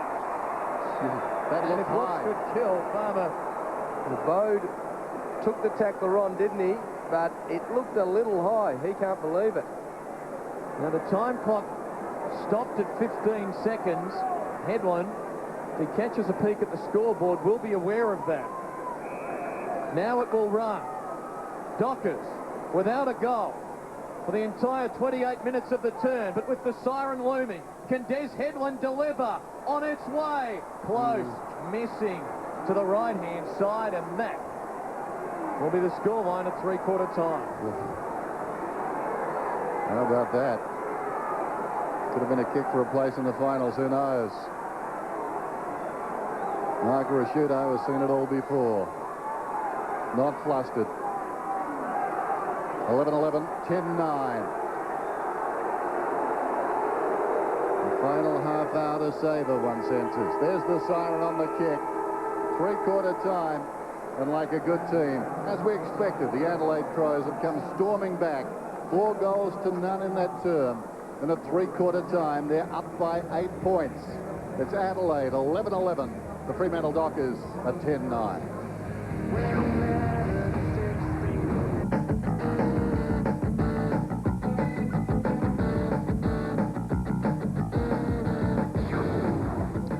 Three-quarter time, Adelaide coming back strong, 11-11-77 to finish against the breeze, though. Burns 3, some wonderful moments in that term. Burton and Rutten 3 apiece as well.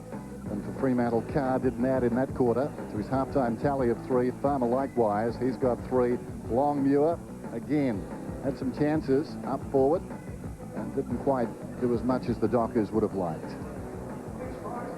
Everyone very attentive.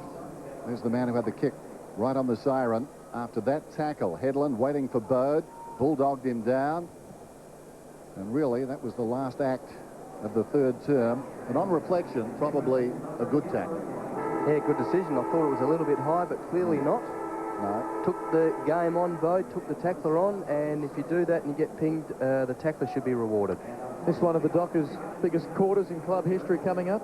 Well, they're going to the end of which 17 of 21 goals have been scored, so the stats are on their side. We thought the breeze may have dropped a little bit, but it seems to have picked up just looking at the flags there.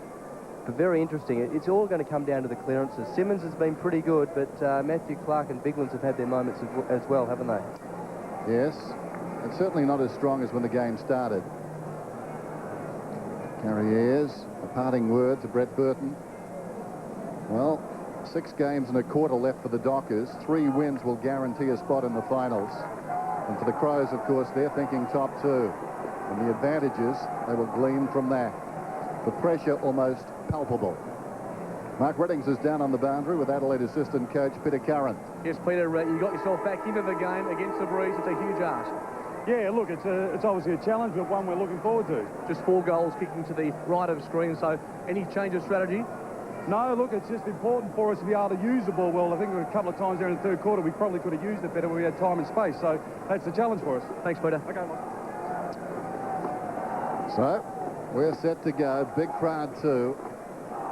And they've been vocal today, and that's part of Chris Connolly's philosophy, developing a profile. Clint was talking about it earlier. Suddenly Fremantle have a profile in the AFL. McLeod starting on the half-forward line, Dennis. Whoa. Leon Woods has got him. Woods, who clattered into Shirley early in the game. Last quarter at Subiaco Oval. Sandilands and Clark, both in their crouch. Sandilands wins it down, chopped off by Begley, tackled immediately by Headland, taken down, and the umpire will bounce it again. Freo persist with Justin Longmuir, McManus and Jeff Farmer basically on their full forward line.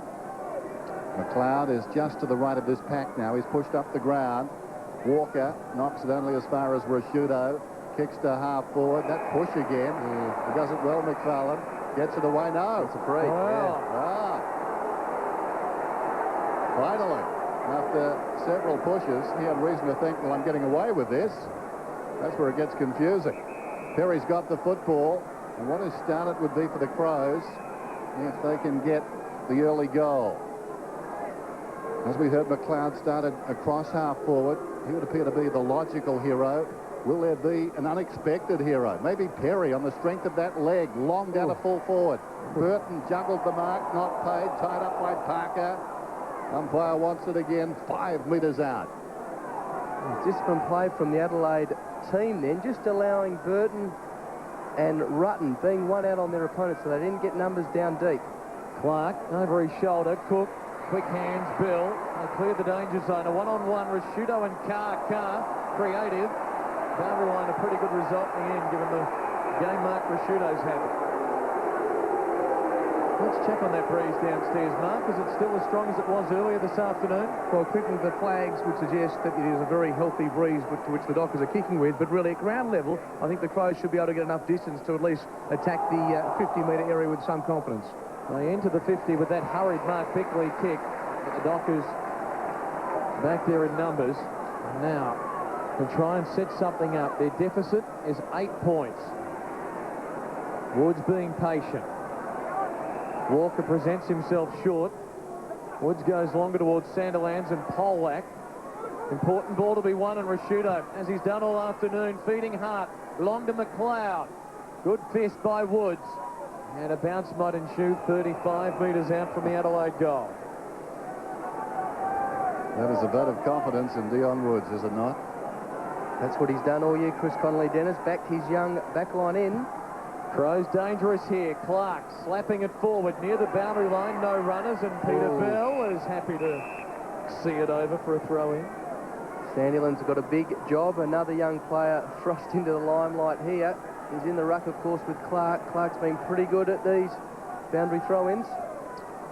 Clark, hard man to get around. Knocked it straight down to Woods that time, though. Fossicking for it in there is Burton. Somehow got it to Clark. Gets the handball away.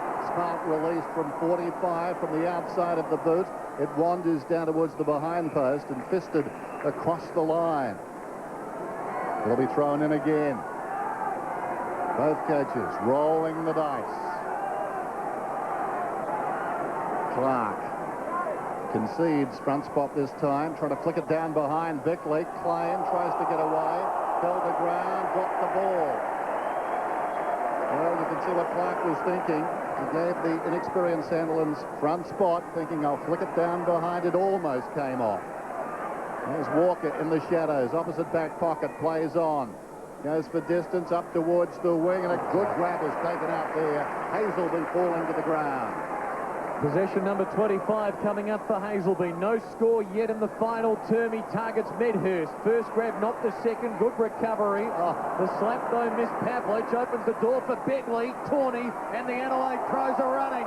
Tawney to Rashudo, the skipper from 55. Wobbly floating kick to the pocket. Now Rutten and Burton will force a boundary throw-in.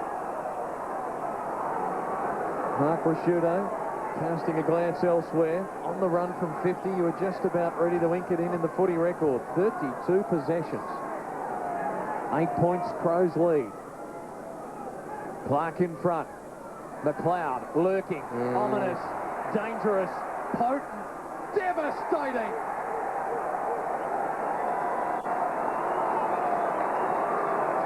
Andrew McLeod.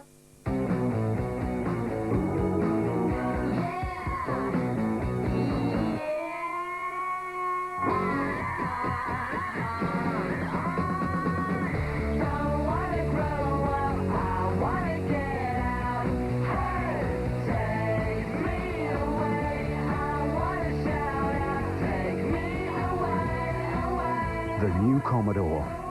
It's like corners were made for it. Once he gets goal side of you, it's all about trouble.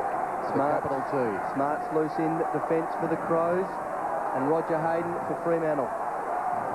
14 points the margin, but bear in mind, that was the signal in the second term for a goal avalanche from the Dockers, the opening goal to the Crows.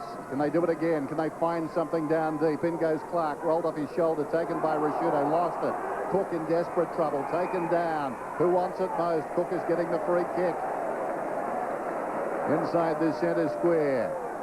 Troy Cook. Hazelby is running hard and deep. Bell is released on the wing as a result.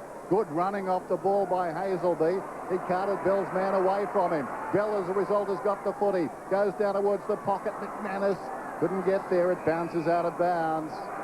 Some wonderful hard running going on now off the ball. It's about instinct.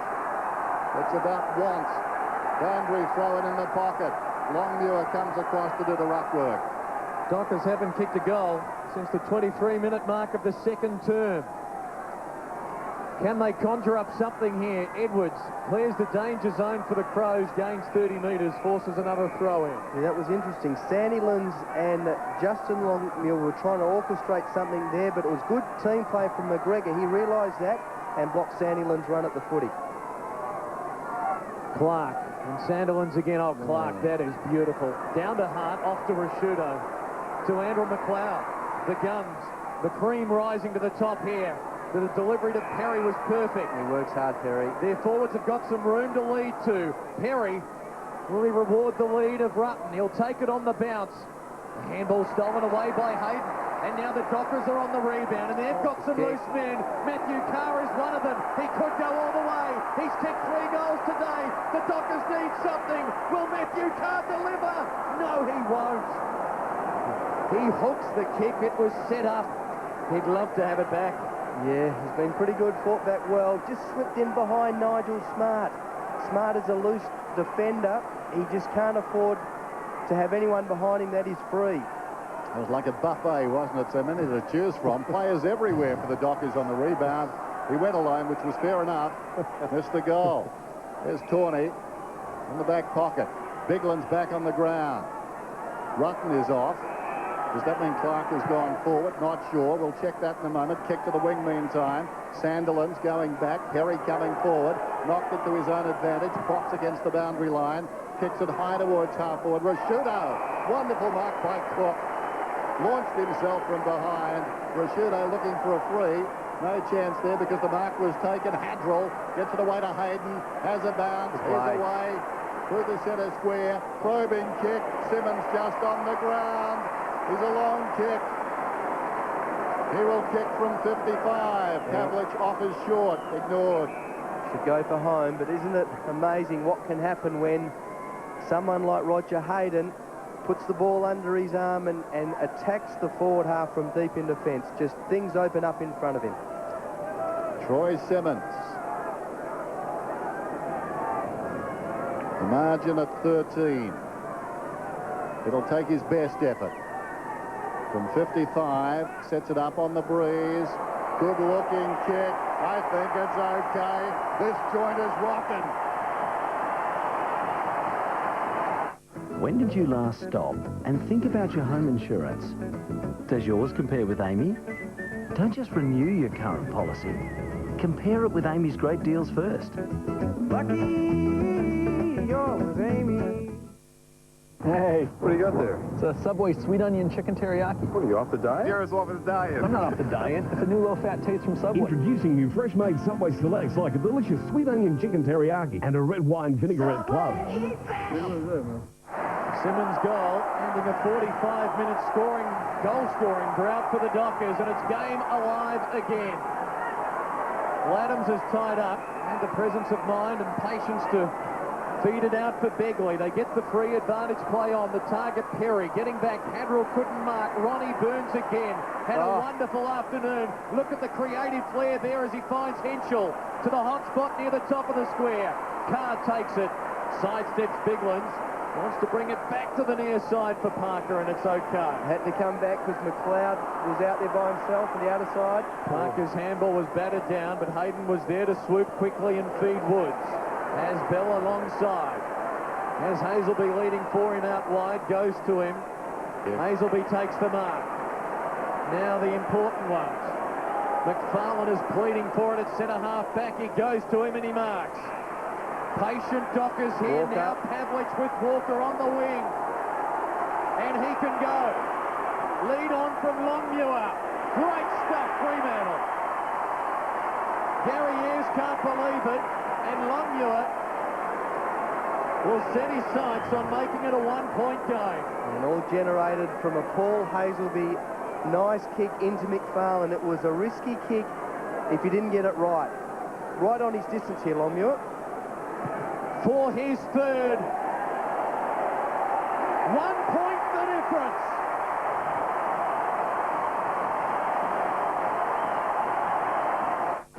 Adelaide's two big teams are bringing you one big offer. Yes, right now at Radio Rentals and HomeCo, you can bring it home interest-free. Save on TVs, DVDs and computers and pay no interest till 2006.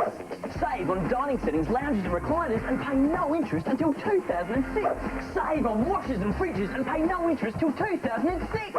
Save on beds and bedding and pay no interest until 2006.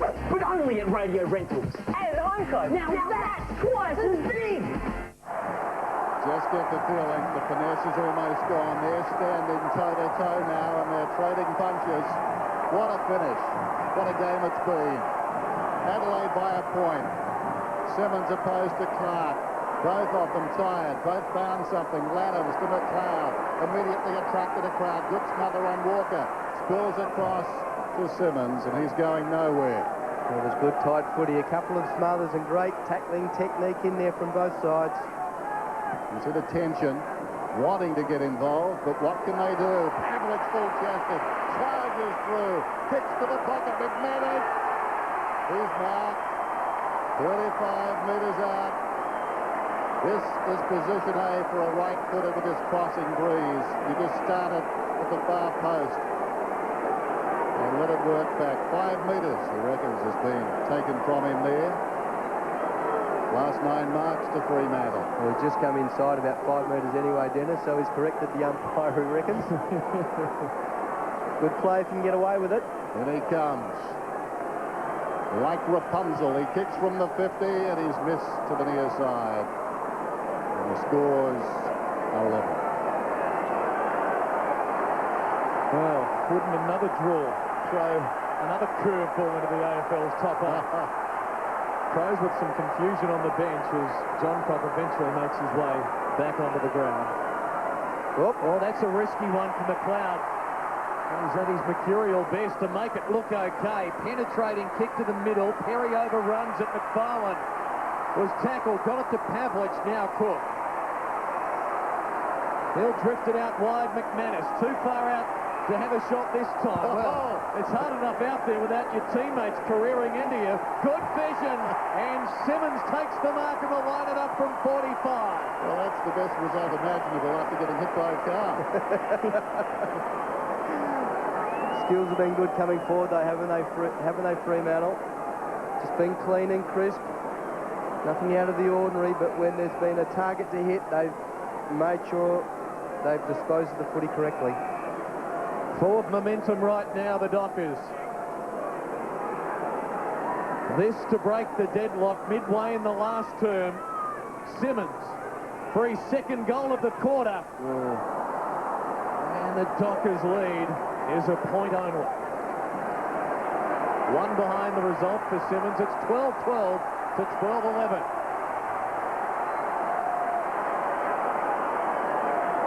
I know it's a cliche, but the final round atmosphere pervading Subi at the moment. Just over 10 minutes till full time. The players don't have to be told. Shudo at full forward, Dennis. So the guns forward, alongside him, Shane Parker. Prizes on offer for both teams.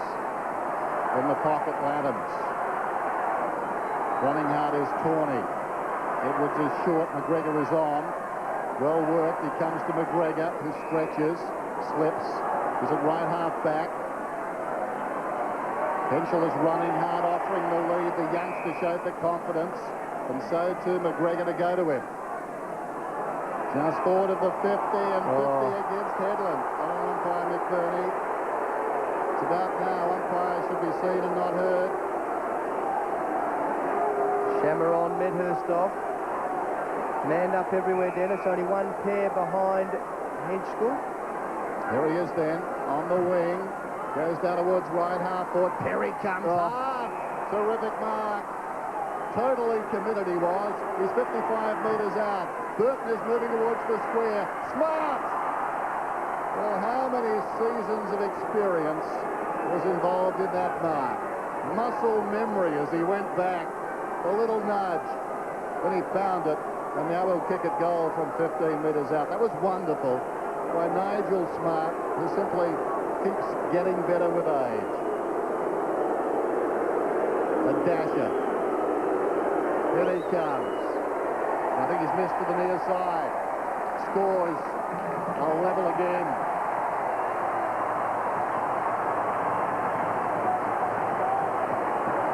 Well, I hope you can't read lips, given Gary Ayres' reaction.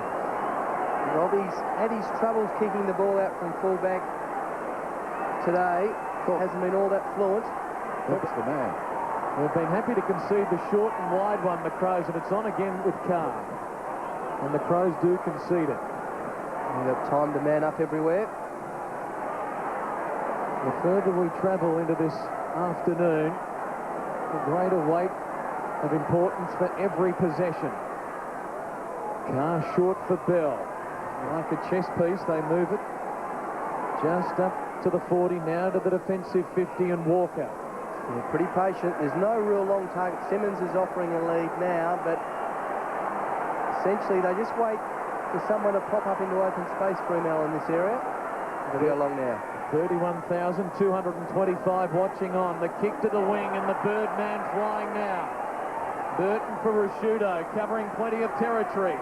From the wing, good ball to half forward, John Cock. He's too far out to score. Will drive the Crows deep into attack. Smarter's back there, Perry's back there, McFarlane's back there. Well, a fortnight ago against Brisbane, he provided the key mark. That's pretty important there because it sets up a Dockers attacking thrust. Polak for Hazelby. Tashama just on the ground for Medhurst. Brought down. Good tackle by Burton. Boundary throw-in on the wing with the scores level with 7:43 remaining in the final term. Hart on Pavlich still. Stengleins sticking with Headland. Had some thrillers at Subi this season. And this one up there with the best. Biglands and Simmons. Biglands works in front with strength, lays it down. Loose ball. Begley approaches it now. Tackle taken down. Whoa. Bit lucky. He took on the tackler. He was up and straight and going at him. Bounce forward of the wing. No one anywhere near this man in the middle of the ground, Peter Bell. John Cock is playing him pretty well, though. He's moving away from him, daring him to follow. Rashudo, wonderful. Got it out to Stenglein. The spiral towards half forward. Hayden got a fist on it. Spills wide. Who'll win this one? Very important ball. McFarlane got it to Hayden. Bell is free. They can't get it to him. John Cock has joined in the fray. John Cock had it a long time. Taken by McLeod. Spots a man in short. Burns. Too much carry. Across comes Polak. He plays on immediately. And Bell scuttles away. Scores still tied. Bill with a 360-degree turn and a quick handball for Parker. Hazelby. This is good. This is very good for the Dockers. It'll sit for Hazelby. He'll get it over the top. Will he? He'll go himself. Hazelby goes for home. Might not be a score. It isn't a score. Edwards back there at the last line. They needed more from that, but with tired legs, Hazelby couldn't carry it. Stenglein to Smart on the wing with Grover. The wily veteran here. Will he keep it in for Rashudo? He tries. Rashudo there for support. Tackle. Great tackle. Boundary throw-in. Farmer with the tackle on Rashudo. Chris Conley pensive. Boundary throw-in on the wing. Grover was great. What a super contest as we edge into time on of the final quarter. Simmons winning it down. Stenglein getting some clearances late. McLeod and Walker. Now Perry for the Crows. Oh, well, that was... What's that? A figure four leg lock, Dennis. You're the wrestling man. I can't define that one. I'm sorry, Cliff. The end result will have a bounce. Crows with 2-on-2 in their attacking goal square. Then they leave it open for those two forwards to lead. Biglands near the boundary line. He's fortunate there. It landed just inside the line. And Cook just sitting off the pack in open space. So if an Adelaide player does get the ball in open space, he's running into Troy Cook. So that's a probably good setup from him. Everyone else is manned up in there. Tossed in. Over the top. Came Laddams, worked forward by Beckley, charging through there. Cook going to the ground. Stumped forward by Burns. Hazelby a bit slow. Smart. In midair. Cook's got it, lost it. Head down, in goes Burton. Free kick. Here's going to Cook. Across half back. So courageous Cook. It's got to go. Yes, to Hadrell. He can run it around the outer side. Deep, it's 2-on-1. Grover wants the short ball. Hadrell dares Begley to come. Gets the hand pass away. And Hayden, like a relay runner, is running the next leg around the outer side. He draws a man. The batter now with Parker. Parker, the unlikely hero, misses near side of behind. All of Adelaide sighs a sigh of relief. Well, not Port supporters. Enough for the lead for the Dockers, for now at least. Less than 5 minutes to play. Edwards goes long to a contest. Bigland, Simmons, Parker getting back. Man in front to be paid the mark. No. We'll have a bounce. See, 3-on-2 there. You see the three Fremantle players there. It was an interesting long kick, an interesting decision from Edwards, but they butted up there, Adelaide, so I guess they'd be happy with that. Well, Shudo's won plenty of it today. Bill likewise for the Dockers. We've already had 2 draws this season. The Dockers here, though, by a point. Laddams with the clearance. Hadrell the spoil on Burton. Carr, wonderful pickup. Hadrell, Shammer. Dockers can look to build. High ball to centre half forward. Crows with numbers standing his ground. Stengline on the defensive 50. Had to go to Bill sooner. He wanted it, didn't he? Yep. Stengline lays it off for Laddams. Effective out wide for Beckley. Now Begley, and they've got some room to run the Crows. Begley drives it long on the lead. Perry. Great defensive pressure. No.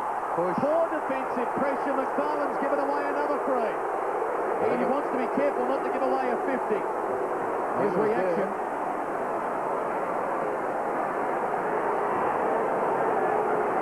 What did you think, Ben? Well, the momentum was obviously with Perry. It was a soft push, and Perry probably made it look a lot worse than it was, but the push was definitely there. Now behind will level the scores. A goal will give the Crows the lead. Some protection from the 3-tier stand. Tired legs. Ian Perry. 1 goal this afternoon. Will this be the kick that promotes the Crows to second on the ladder? No, won't be a score. Man in front, in the pocket, will be a tight angle for the kick. You just had to block his run at the footy, didn't you? We know he can jump up high only with a couple of steps. Chris Conley would be... There were no bodies on bodies down there. The 2 Crows came from this side, and the Dockers came from the behind post. And they'd almost conceded it was going to be a score. That's right. That was bad play. And Burton's the one play you get body on, body on.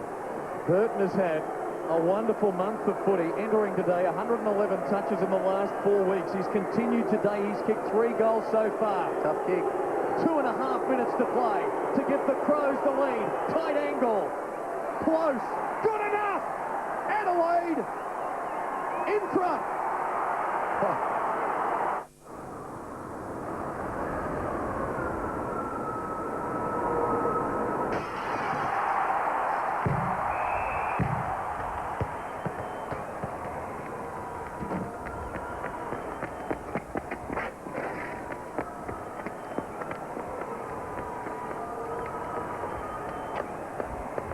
Catch all the footy action on the big screen at Sky City Adelaide.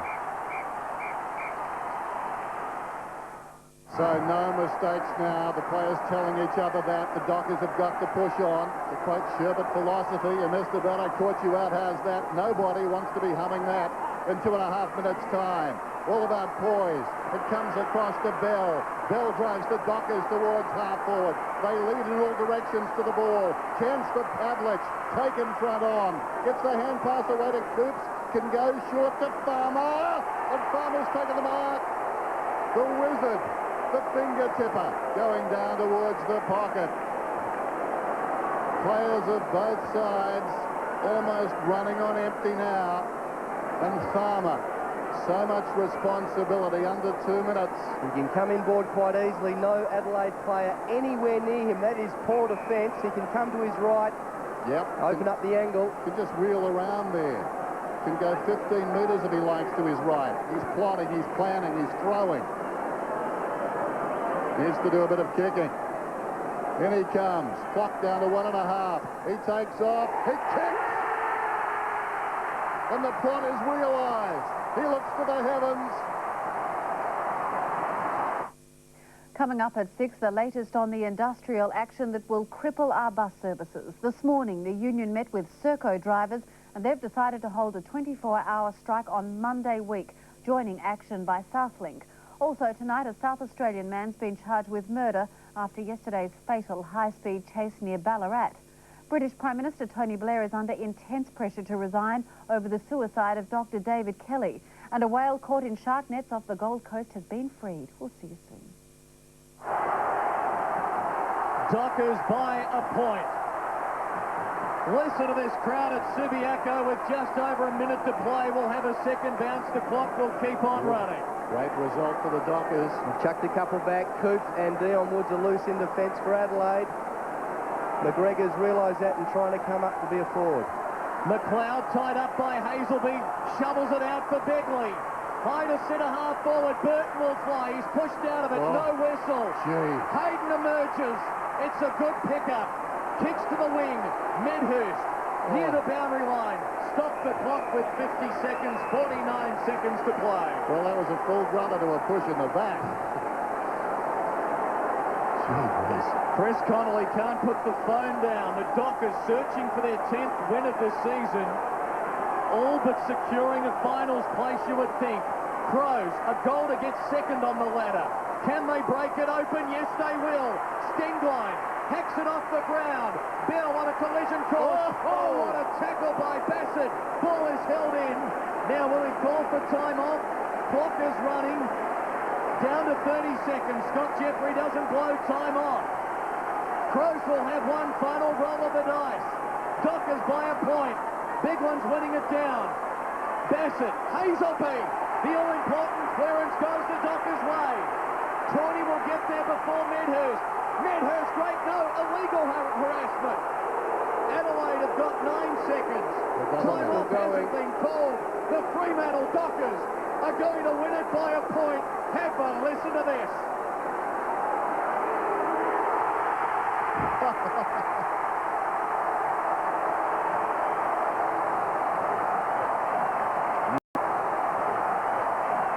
What a game.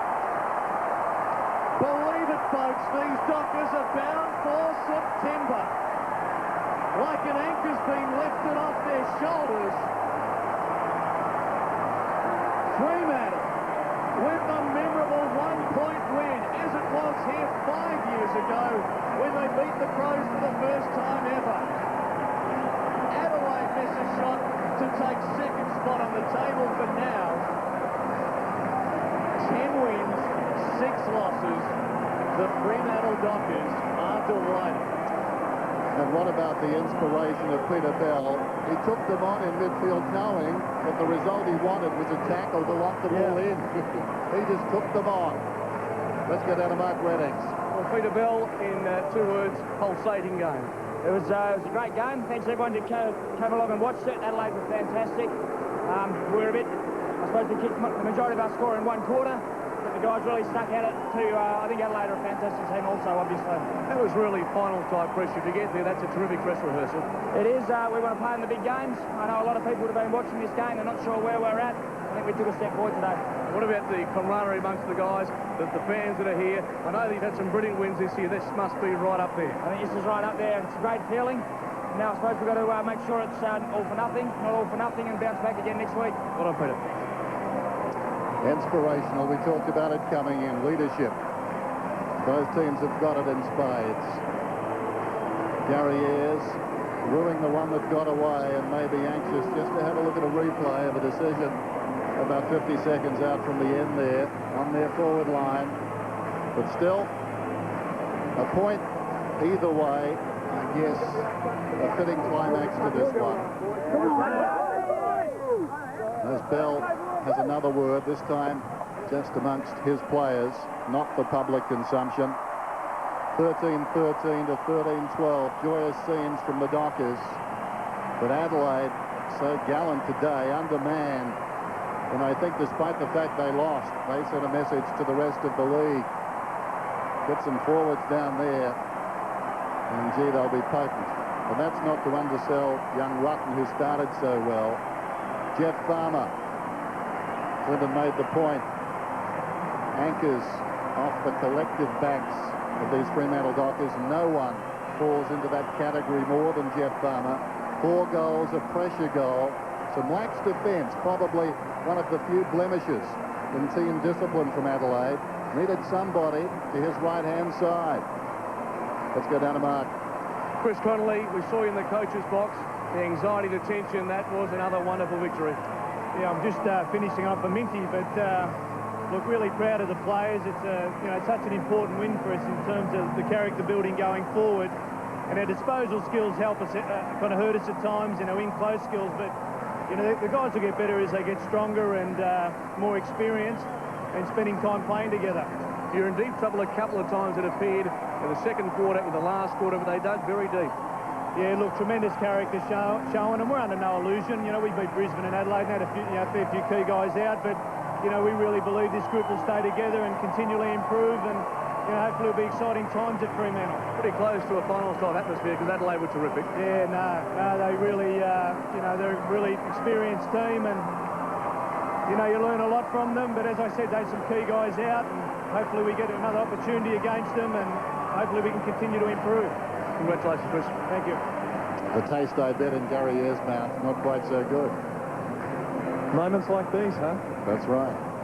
What a finish. Some of these young players just so exciting. We talked about his marking today. McFarlane gave away a couple of frees, but his marking and defence was fine as well. Spoils to the winners. It's amazing. Adelaide off the ground, heads down, and one lousy point. The difference between this sort of adulation and jubilation and what we saw from the Crows. The Crows, on most Sunday afternoons, had done enough to win. But not this game. This was a special game. Really terrific. Enjoyed this. That's the best game I've seen this season, and I've been lucky enough to see a lot of good ones. We'll just savour the moment with the Dockers, who I imagine will sing the song before they go behind closed doors. Byron Shammer, what a story. Barracked the Adelaide Crows, as I said, growing up, recruited from West Adelaide, and suddenly he's in here celebrating the demise of some of his childhood heroes.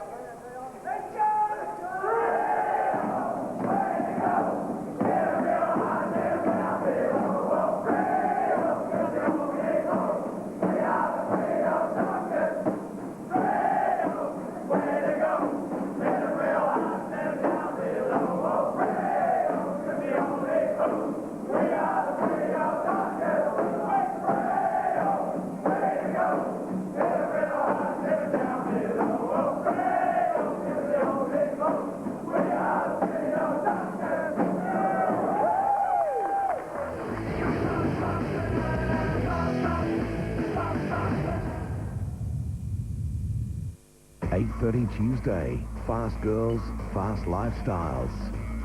It's the perfect hunting ground for a serial killer, ready to kill again. Who is this? CSI, Tuesday on 9. So long, mate. You've been bloody good to me. But it's time to move on. The only thing better than an old hold of 1 tonner is the new hold of 1 tonner.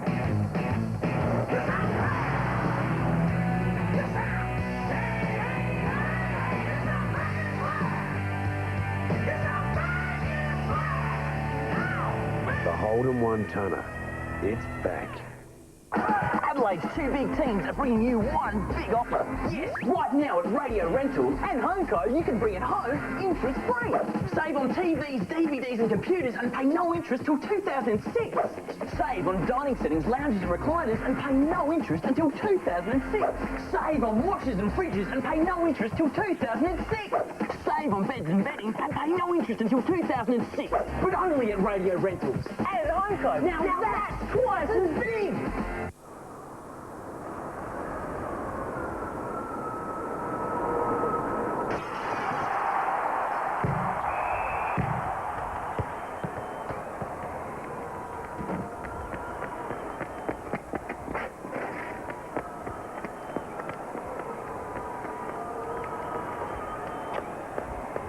Catch all the footy action on the big screen at Sky City Adelaide.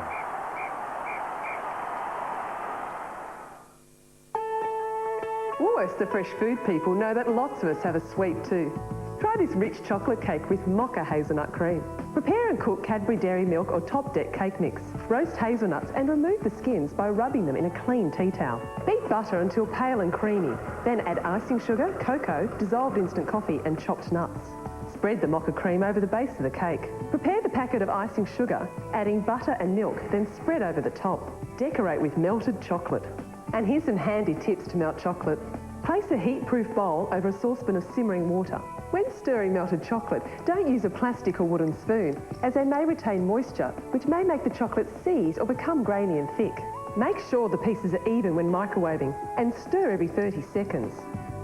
You'll find this recipe along with other great ideas in this month's issue of Australian Good Taste magazine. Available with all your fresh ingredients from Woolworths, the fresh food people. Tuesday, Detective Leo Flynn discovers something worse than a brother's death. It was me, all right? I shot him, it was me. A sister's revenge. All new Stingers, 8:30 Tuesday on 9. AFL Premiership 2003, proudly brought to you by Carlton, brewed since 1864. And our telecast sponsors, Chartered Accountants, CA, Employ Our Thinking. Primus Telecom, delivering the real value of communication. Sky City Adelaide, the place to see footy on the big screen. Crazy John's for the best deals in mobile phones. Radio Rentals, South Australia's biggest electrical retailer. And Amy, lucky you're with Amy.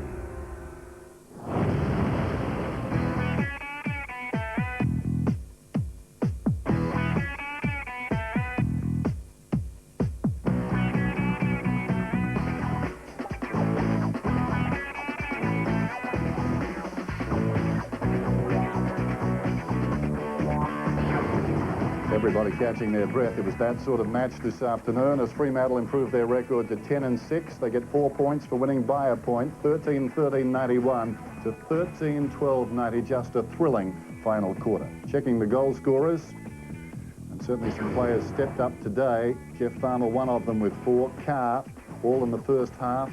Longmuir, interesting at full forward. Simmons, Headland and Medhurst the others. And for Adelaide, Burton, well, he had his chance late in the game to get 5, and that would have been a telling goal. Burns electrifying at times on the forward line. Rutten started well, faded out of the game. McLeod got 2 as the Dockers come out of their secret meeting behind closed doors, but they would be absolutely elated. A very happy secret meeting, no doubt about that. Look at those smiles on the faces, and boy, does it set up next week or what? Heading to Sydney to take on the Swans, who are second on the AFL table against the Fremantle Dockers. Who would have thought in their right minds at the start of the year that Sydney versus Fremantle would be a blockbuster matchup come round 17 of the season? Not me. What about this? Yes. Yeah, look, was that a free kick? A minute to go, about the 50. Perry gets what looks to be a shove in the back from McFarlane. It would have had a shot at goal to either a behind level the scores, a goal to take the lead for the Crows. I wonder if that's going to get a run in the Adelaide Advertiser tomorrow. I think it might. Brave decision it would have taken from the umpire, but then again, a brave non-decision, depending on where you are. It's all determined by geography these days. It is. What a fluctuating fortunes we rode this match. Brett Burton, boy, he was significant, wasn't he? Kicked 4 goals. The Crows led it comfortably early. The Dockers with an 8-goal second term in front by half-time. They go goalless in the third term as Rashudo sets up McLeod, and the Crows were running. They led at three-quarter time, and then a pulsating final term, and the Fremantle Dockers eventually getting there, and that's what pretty much sums it up, shrugging off the Adelaide Crows. Matthew Carr providing 3 goals in the second term. As I said, a record-setting second quarter for them, kicking 8. Ronnie Burns was terrific. He kicked 3 goals. Looked very good. Yes, McManus, interesting watching them sing this song. He was singing with real gusto simply because he's been through the bad times. Here's Farmer, sent away, open goal. 4 today, and this could be a turning point in his season, as we said, under a lot of pressure. The Dockers finding something extra here at home to maintain that unbeaten home record. The Crows, the question marks were going to be how could they cover for the absence of those key forwards. Stevens being joined on the sidelines by Kerry and Welsh missing this game. Well, as we said, Ronnie Burns, he provided them something. Ben Rutten provided something. Brett Burton provided them with the lead late in the game. That was his 4th goal, but then Jeff Farmer, as Ben Allen called it, no one to the right of Jeff Farmer, crept in by a good 10 metres, opened up the angle. Dockers in front with 2.5 minutes to go, and he looked above for, well, divine signs. That was very lax. I mean, professional footballers, they were too intent about staying with their own people and not getting across to help out. Let's go down to Mark Reddings in the winners' rooms. Yes, a very happy winners' rooms as well, Dennis. And Matthew Pavlich, you sung that song with plenty of gusto this afternoon. Yeah, we did. Look, it was probably one of the best wins. We said that a couple of weeks ago after the Brisbane game, but there's no doubt, you know, that game was probably one of the best wins the club's had. Talk us through the last 2 or 3 minutes, because, of course, when the Wizards got the ball, you would have thought, well, it's in safe hands. Exactly right. Well, we did the same thing about round 8 last year against Melbourne, so we're pretty confident. I mean, the Crows actually left him be able to run around, so that was always a good thing, and the Iceman, he nailed it. Not far away from clinching a finals berth. I know that's a bit of a taboo talking about that down at Fremantle, but you're getting pretty close. Oh, look, we are. And I think those sort of games really prove that ultimately, if we are going to be good enough to play in the finals, then, you know, we sort of proved that today. And you know, it does go a long way to give us a hell of a lot of confidence going into next week, a huge game against Sydney in Sydney. So, look, if we keep playing the way we do, and we have been, there's no reason why we can't get there and make an impact on the actual competition. Well, Matthew, congratulations. Enjoy the victory. Thanks, mate. Interesting situation. I think in public they're not talking about finals, but that would have been the catalyst today. That would have been the talking point. I'm sure Chris Connolly rammed it home. If you want to play in the finals, you better win this game of football, and they did it, just. And 28 more kicks across the afternoon. Look at the marks, 91 to 58. The Dockers maintaining possession as they so often have. Only 7 marks inside 50 for the course of the afternoon, and they went inside 50 14 times less.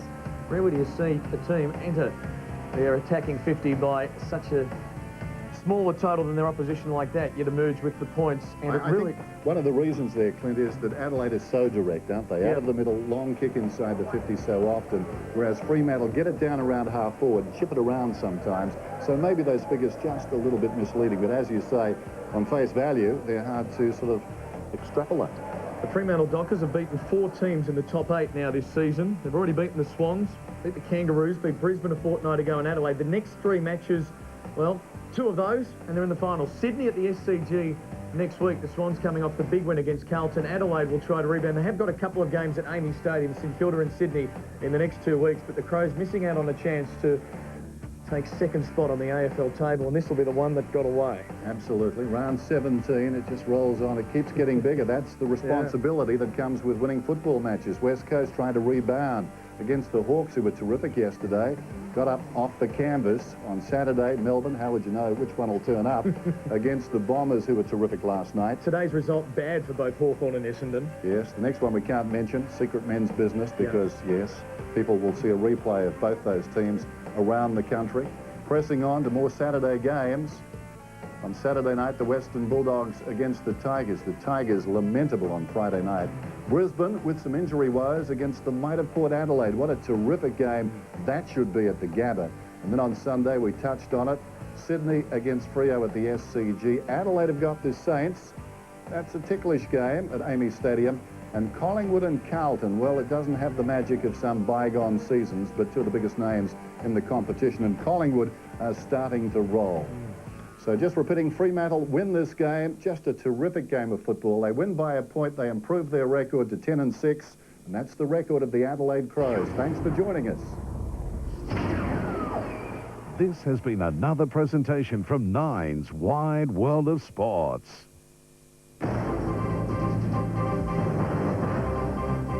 This is Adelaide's National 9 News with Georgina McGuinness.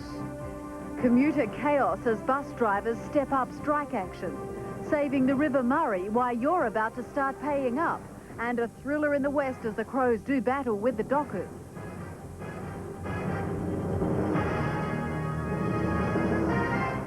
Good evening. Also making news tonight, a happy ending for a humpback whale that found itself in a tangle.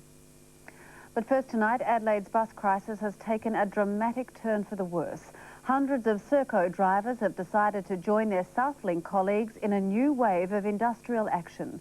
Serco drivers will walk off the job on Monday week, and they're planning rolling stoppages over the next 2 months. The decision to strike came after a 2-hour meeting between union leaders and representative bus drivers this morning, and commuters will be hit hard. Serco announcing it will join Southlink and stop all its services for 24 hours next Monday. Serco will also strike on Monday, the 4th of August. It's not something they do lightly or, frivolously.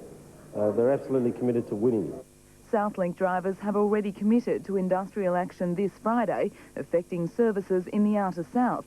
But next Monday's Serco strike will be crippling, routes to the north and south coming to a standstill. Unions say they're confident this is the best way to fight for better pay and conditions. We believe we're being significantly resisted, and we have to mount, our campaign and up our campaign to the level of moving the employers. If no resolution is reached, unions say Serco and Southlink drivers will hold a secret ballot to decide if they want to go ahead with a week-long strike in September, including a public rally through the city. The last response by Serco was to have the union's demands costed, a move it's now responding to by hiring its own accountant to do a cost analysis. We know we have a significant claim. We make no apology for that. And look, quite frankly, all things aside, incapacity pay is not an excuse under the Workplace Relations Act. Gerda Yetsakovsky, National 9 News. Homeowners will receive a shock when they get their next quarterly water rates in October. Included in the bill will be the new $30 Save the Murray levy, introduced 2 months ago in the May state budget. The government today outlined where the money will be used, including upgrading drainage and reducing salinity. The government says each $30 payment will save 30,000 litres of water per family because it won't be drained from the river system. What we're going to get is an improved river flow, and that's really important for South Australia from a point of view of the environment, but also the economy. The once-off levy will be included in SA water bills, and pensioners are exempt from paying, but that hasn't stopped Jack Holder, who decided to donate anyway. I just hope that it sets an example for other people who don't have to pay the levies. They may come along and pay it. The Save the Murray levy is expected to raise around $20 million every year, with that money going towards buying water, improving water quality and developing more wetlands. The government says priority will be given to keeping the Murray mouth open, which is currently being dredged. However, the methods for improving water flows rely on the cooperation from the New South Wales, Queensland and Victorian governments. We're doing as much as we can to show the other states that we're prepared to take the tough decisions here, whether it's water restrictions or putting a fund together. Mr Hill will meet with state and territory leaders in November to ask for 500 gigalitres of water for the state, worth an extra $500 million. Brad Watts, National 9 News. And the Premier is calling upon the federal government to review its health funding agreement. Under the proposed arrangement, Mr Rand says South Australia could lose up to $75 million over the next 5 years. And with longer waiting lists and doctors in public hospitals taking strike action, the AMA says the agreement must be changed. Funding in health, you'll see further cutbacks in provision of services. There will be increased lengths of waiting lists. The Premier has called for a meeting with the Prime Minister to resolve the deadlock. A 33-year-old Adelaide man has been charged with murder after yesterday's truck rampage in country Victoria. Detectives allege Roderick Martin led them on a 75-kilometre chase before he slammed into an oncoming car near Ballarat, killing the driver instantly. The truck then crashed in a paddock. The driver subdued with capsicum spray after a 1-hour standoff. He'll appear in court tomorrow. Australian troops heading for the Solomon Islands have been told that they can shoot to kill if their lives are threatened. The clearance was given by Defence Minister Robert Hill as members of the military and the police prepare for deployment. As the supply ship, the HMAS Menorah, awaits final loading and departure from Townsville tomorrow, Prime Minister John Howard concedes Australia's police and military deployment to the Solomons will take us into uncharted waters diplomatically. What we're doing in the Solomon Islands represents a very significant change in policy. Mr Howard's told 60 Minutes the more interventionist approach to the Pacific is needed to ensure trouble doesn't fester on Australia's doorstep. If the Solomons becomes a failed state, it's a haven potentially for terrorists, drug runners and money launderers. We don't want that on our doorstep. The formal invitation came from the Solomons on Friday. Federal Cabinet's expected to rubber stamp the deployment of 300 police and 1,500 soldiers for Thursday. With support from Fiji, New Zealand and Papua New Guinea, they'll be given a brief to restore law and order. Not a military conflict, but dangerous nonetheless. Some of the criminals are quite heavily armed. To protect the police, particularly hunting armed gangs in jungle hideouts, it's likely the National Security Committee will give the Army rules of engagement with the power to shoot to kill. If there is an issue of a threat against life and if there is a response with heavy weapons, the military would be able to react accordingly, and that could include lethal force. The Solomons mission will be a long one. So far, the focus is centred on the task of bringing armed gangs to heel. But this is really a whole-of-government operation to help a struggling island state find its feet. And that'll take years, not months. David Turnbull, National 9 News. British Prime Minister Tony Blair is under intense pressure to resign tonight over the suicide of a leading government advisor. David Kelly was named as the man behind claims that the British government hyped up its intelligence to justify the war. And tonight some are asking if Mr. Blair has blood on his hands. A lonely death in a British field now threatens to bring down a Prime Minister. I believe the Prime Minister should resign. He should bite the bullet and resign. The bullet, in this case, is the suicide of Dr. David Kelly, the weapons expert left distraught by hours of intense questioning from British MPs trying to find the source of reports that Mr. Blair misled his nation over the reasons for war against Iraq. The scientist's death derailed Mr. Blair's state visit to Japan, and ordering a judicial inquiry into the affair did nothing to stem the controversy. Some will fear you're hiding behind that inquiry, Prime Minister. It is probably better to wait until the inquiry has made its judgment. But then this, a question that left Mr. Blair ashen and speechless. Have you got blood on your hands, Prime Minister? Are you going to resign over this? Through the police, Dr. Kelly's family left no doubt about their view. Events over recent weeks have made David's life intolerable, and all of those involved should reflect long and hard on this fact. At the heart of all of this, serious doubts about the honesty of Mr. Blair's claims that the war in Iraq was justified by that country's possession of weapons of mass destruction.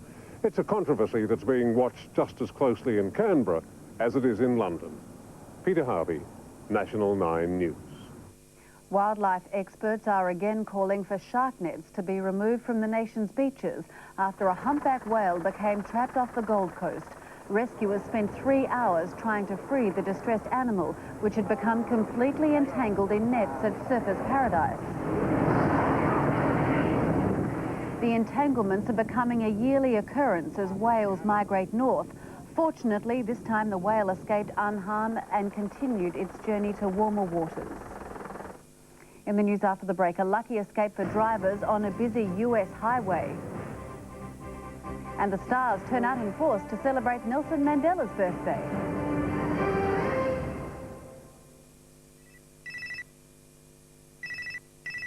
Think twice before you answer that phone. Just how safe is your mobile? Plus, Rod Stewart and the Art of Seduction. 60 Minutes, tonight.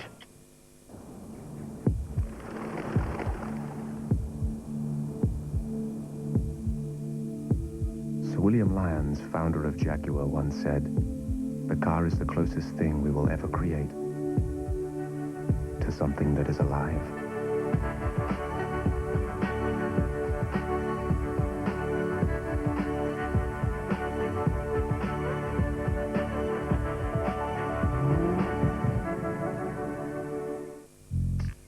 Mums love Devondale mild cheese. Dads love Devondale mild cheese. And even kids love Devondale mild cheese. In fact, all families love it. Devondale, top cow in dairy. I ended up owing $4 on the credit card. I'm sorry, it doesn't seem to be going through. They cancelled it. Check it off. Shelley couldn't even pay for the groceries. Can we keep these? No, you can't keep those things. Sorry, Kate. Making the call was a tough decision, but worth it. Trevor's helping me work things out. And Shelley, well, she's speaking to me again. Think of what you're really gambling with. Call the gambling helpline on 1-800-060-757. Well, I believe we'll sell 20,000 quilts this year, and that is not an exaggeration. Why do you think you sell so many quilts? Well, it's the prices. It must be more than that, though. What was it? No, it's the prices. Even our staff have been astounded. What do you pay for a luxurious 500-gram window weight, 100% Australian wool quilt? 200, 150, 130? Nah, singles $59.95, doubles $64.95, queen $69.95, king $79.95. It's simply it. It's the prices. Cheaper. It's cheaper. Twin Pack regular barbecue chicken special offer only $9.97 when customers purchase 2 chickens in the promotional bag provided. Buy low. Why pay more? Go to theblog.9msn.com.au and click on Toyota for your chance to win one of the Toyota Echoes driven by the couples on the block. Hopefully they don't take their decorating too far. If you store Devondale Long Life milk in the pantry and keep one chilled in the fridge, you'll never run out of milk again. Long Life milk from Devondale, top cow in dairy. Continuing the news, and staff at a northern suburbs nursing home have been protesting today, claiming that management at the Churchill Court Aged Care Home has threatened to cut staff numbers to critically low levels. They say if that happens, they won't be able to properly care for the residents. Wesley Uniting Mission manages the facility and is now in negotiations with the Carers Union.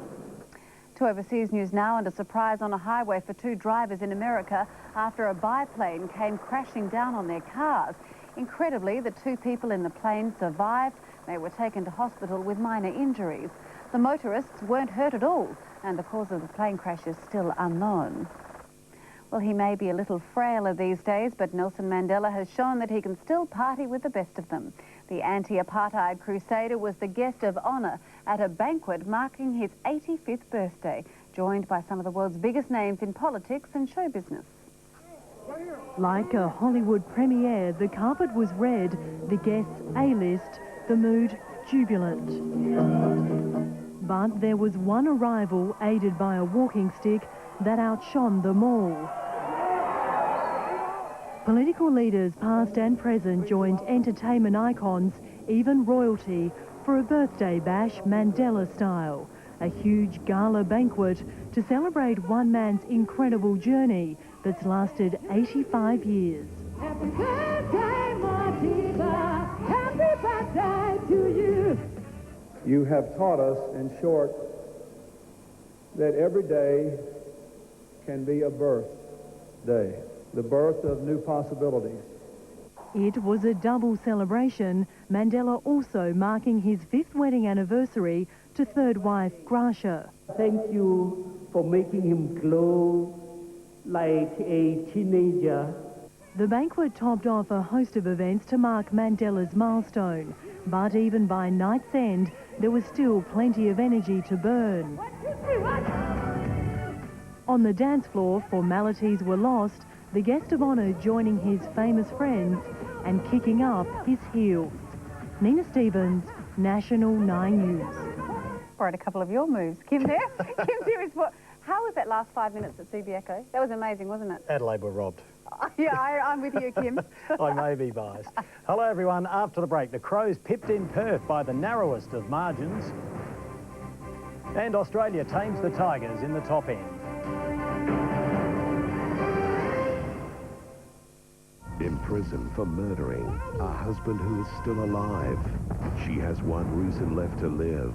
You can't be convicted of the same murder twice. Connie Lee Jones, Ashley Judd, Double Jeopardy, 8:30 tonight on 9.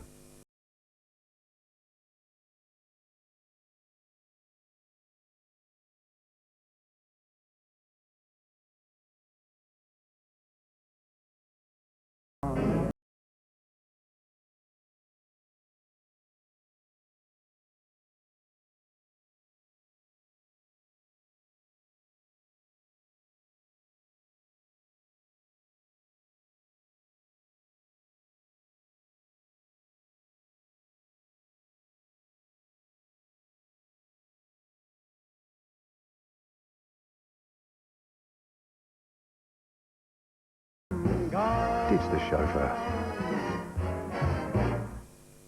Oh, really spicy foods, chips and sauce. Oh, it's a bit like a cramp, a bit like a stitch. Like being tied in knots. Buscopan. It's what I use for stomach aches. Works in under 30 minutes. What do you take for stomach ache? Buscopan. Remember Irene, the tax specialist exploring every possible deduction. Well, she's finished now. You can call Irene on 132325. H&R Block, the best people in tax. That's our claim. We've got the son's family over for a bite. Nothing flash? I'm going to make it special with some roast potatoes. Roast potatoes? Oh, lovely. Thanks, Bill. Don't tell your mum. Never been easier. Okay, kids. Granddad's eat this on the floor. New from Birdseye, the first roast potatoes in a bag.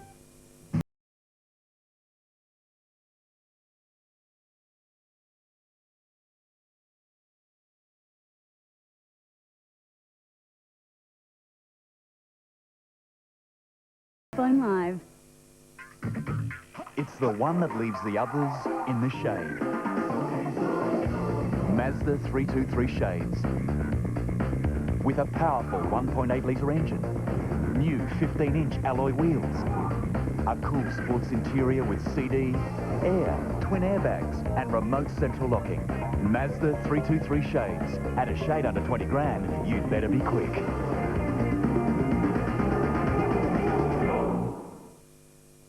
Hello again to Football First, and the Adelaide Crows have just missed out, and I mean just missed out, on becoming the first travelling team to win in Perth this season. After leading Fremantle by 5 goals at one stage, the Crows went down by a single point. It continued the trend of narrow losses for Adelaide this season. The Dockers were out to anchor Adelaide's finals charge, and while they paid Andrew McLeod the ultimate compliment, the Crows' much lesser lights slipped under the radar. The 2 first-year players hooking up. Ben Rutten will never forget his first kick in AFL football. Brett Burton's follow-up every bit as memorable. Gives it a ride. Oh, what a goal by Burton. Robert Shirley will be hard-pressed to remember anything about his trip to the House of Pain. But after McLeod peeled off Bell to stamp his class on the contest and Rutten made it 2 from 2, it was the home side feeling sick and sorry. 3 from 3 and Rutten was in rare company. Then Fremantle discovered the breeze. Matthew Carr got them motoring. From 45 for another one. And we're just starting to get on top. In a Rolls-Royce performance, Carr bagged 3 for the quarter. The Dockers slammed on 8. Adelaide suddenly with plenty to worry about. Moves had to be made, and Gary Ayres threw Nigel Smart up forward. Nothing clever about Docker Robert Hadrill's defensive effort. It took Adelaide until time on to wrestle back the lead. Burns the architect of a 4-goal-to-0 third term. We'll finish it in style. Wonderful. Chris Connolly demanded some answers, but Andrew McLeod only added to his frustration. Devastating. With its credibility on the line, Freo rallied to draw level. Then Brett Burton stepped up to restore the lead, only for some lax defending to cost Adelaide very dearly. Ross Stargett, National 9 News. Was an amazing game of football. Well, Matthew Primus will face a striking charge at the AFL Tribunal, meaning he could miss Port Adelaide's match against the Lions in Brisbane next Saturday night. Primus was booked in last night's brutal win against the West Coast Eagles. The results puts the Power a game clear on top of the AFL ladder. After a frustrating run with injuries, Matthew Primus now has a report to deal with. Port's captain went in the book for allegedly striking Chris Judd. Replays of the incident suggest it may have been a bump. Mate of mine was over there, he said it was just a good old hip and shoulder. Yeah, that's all it was, Bill, and, you know, I suppose Monday night when I go up, hopefully we'll come out of it all right. Port didn't even wait for last night's first bounce to make a statement about its toughness. More was to follow. Good dance by Burgoyne. Spear tackle. You get weeks for that in rugby league. Tried to paddle it. The Eagles never recovered. It is brutal in there at the moment. Port Adelaide just turning it on. Anyone who criticises this side at the moment, anyone can sit back and watch the replay because weird blokes who just come into the side like Cassisi just smashing guys in tackles. It was sensational. We intend to play that way all the time. Not even the turf was safe. Even when Port had the game in its keeping, the coach wasn't satisfied. But a powerful finish made sure his anger was short-lived. I suppose 12 wins now gets us a spot in the finals, which is another achievement for the club, but honestly it went through with almost a wet blanket tonight. No one could really care less. It's about winning finals. Damien Hardwick and Stuart Cochrane were both late withdrawals from last night's game with back and ankle injuries respectively, but both could be available next week. Hamish Arthur, National 9 News. Port Adelaide looking very good, and St Kilda has snapped a 4-game losing streak, beating the Kangaroos in a thriller. Last night, Essendon kept its finals hopes alive. Today, the Bulldogs notched their second win of the season, while Fraser Gehrig kicked 9 goals as the Saints got up by 5 points. 4 first-quarter goals to Fraser Gehrig and the Saints were on their way. All up, they kicked 10 goals to 3 before the first change, although replay suggested the 10th hit the post. After copping a rocket, the Kangaroos lost David King, but before long, the fight back was on, and St Kilda began to get frustrated. Into the last quarter, the Roos hit the front, but Gehrig's 9th goal saw the Saints home. Next week, they play Adelaide at Amy Stadium. In Geelong, Nathan Eagleton was having a tough time of it, as the Bulldogs broke clear from the Cats early. With no Stephen King, they fell further behind, Eagleton celebrating his return. A half-time visit from Gary Ablett Sr. had some impact, but not enough. The Dogs with their first win in 4 months. And last night there was smoke under the roof at the Dome because of a nearby fire. But it didn't distract the Bombers, who downed Brisbane by 8 points. James Hird had 31 possessions. No mercy for the Lions from Kevin Sheedy either. No, well, you know, we bled once, now they're hemorrhaging. It's pretty good to see it, you know. Justin Leppich suffered a dislocated shoulder. Hamish Arthur, National 9 News. To the ladder now after 16 complete rounds, and the Power is a game clear of the Sydney Swans, West Coast and the Lions, 2 points further back. Adelaide is 5th ahead of Collingwood and the Dockers on percentage. The Kangaroos make up the 8. Essendon, Hawthorn and the Saints remain in the race to September. To cricket now, and Australia has easily won the first test against Bangladesh in Darwin, but not before the tourists showed some real fight. In a much better batting performance, cricket's newcomers made 178 in their second innings, Stuart MacGill taking 5 wickets as Australia completed the win inside 3 days. An early lunch looked likely after Adam Gilchrist's good grab. In a losing battle, Habibul Bashir became the first Bangladeshi to score a half-century against Australia, from Brett Lee no holding back. But Stuart MacGill did the real damage. Habibul out for 54. Most of the middle order failed to pick McGill's wrong un, and while Lee's pace provided the softening up process... Yeah, he certainly got the radar on Brett Lee. MacGill continued to make the tourists' top-end experience a spin-out, but no first session farewell. After lunch, tail-ender Mashrafi decided to go down swinging, launching into the leggy. That is a big hit. MacGill struck back, doing it all himself to complete his 7th 5-wicket haul for Australia. Steve Waugh's 37th win as skipper, taking him past West Indian Clive Lloyd as cricket's most successful Test captain. I've been fortunate to have some great players in my side, but I feel as if I've improved along the way and done a pretty good job. The second test starts Friday in Cairns. Andrew McKinlay, National 9 News. Denmark's Thomas Bjorn will take a 1-stroke lead into tonight's final round of the British Open at Royal St George's. He's the only player under par, just ahead of American Davis Love, with Tiger Woods in a group a further shot back. Peter Lonard and Stuart Appleby are the only Aussies with a chance. On a course where making headway is more likely on the outward 9, American Tom Byram grabbed his opportunities with both hands. His par round included 2 eagles in 3 holes. Very nice. Tiger Woods also pounced on the par 5s on the first 9, scoring 2 eagles. He has made it. This curling effort at the 9th saw him reach the turn at 5 under for the day and top of the leaderboard. Right in the middle. But like so many others, hanging on during the back 9 is the test. Woods made 1 birdie but dropped 4 shots coming home. 3-time champion Nick Faldo set a new course record 67. Oh, no. Fellow Englishman Mark Rowe equalled it to move to 3rd spot, but his kisses turned into calamity. Disqualified because he incorrectly signed Jesper Parnevik's scorecard. When he turned up on the tee, I couldn't believe anybody could play golf in trousers that colour, so obviously I was distracted. Overnight leader Davis Love dropped 4 shots but recovered with a 72 to trail the new leader, Thomas Bjorn of Denmark. At the par 4 17th, when Sergio Garcia was rueful, hacking twice out of the rough and dreading the drop down the leaderboard, his chip came up trumps. Oh, that is unbelievable. Charles Christian, National 9 News. Australian divers continue to produce strong results at the World Swimming Championships in Barcelona. Overnight, Matthew Helm won a silver in the men's 10-metre platform. A bronze medalist at last year's Commonwealth Games, Helm borrowed a mobile to break the news to his father in Australia. Sorry to wake you.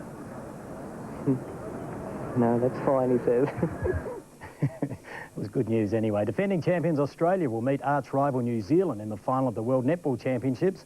In the semis, Australia defeated England 45-37, while second seed New Zealand downed home team Jamaica. Well, four-time winner Lance Armstrong is losing his grip on the yellow leader's jersey at the Tour de France. German Jan Ullrich has closed within 15 seconds of Armstrong after finishing second in the first mountain stage of the race. The 197-kilometre 13th stage was won by Spaniard Carlos Sastre. But for the second day running, Ullrich was the big mover, crossing the line 7 seconds ahead of Armstrong to claim a 12-second time bonus. There you go. Talking of time, I'm out of it. Thank you very much, Kim. Xavier's up next with the weather for the week ahead. But first, if you're out on the roads tomorrow, do take it easy. Here is where you will find the speed cameras.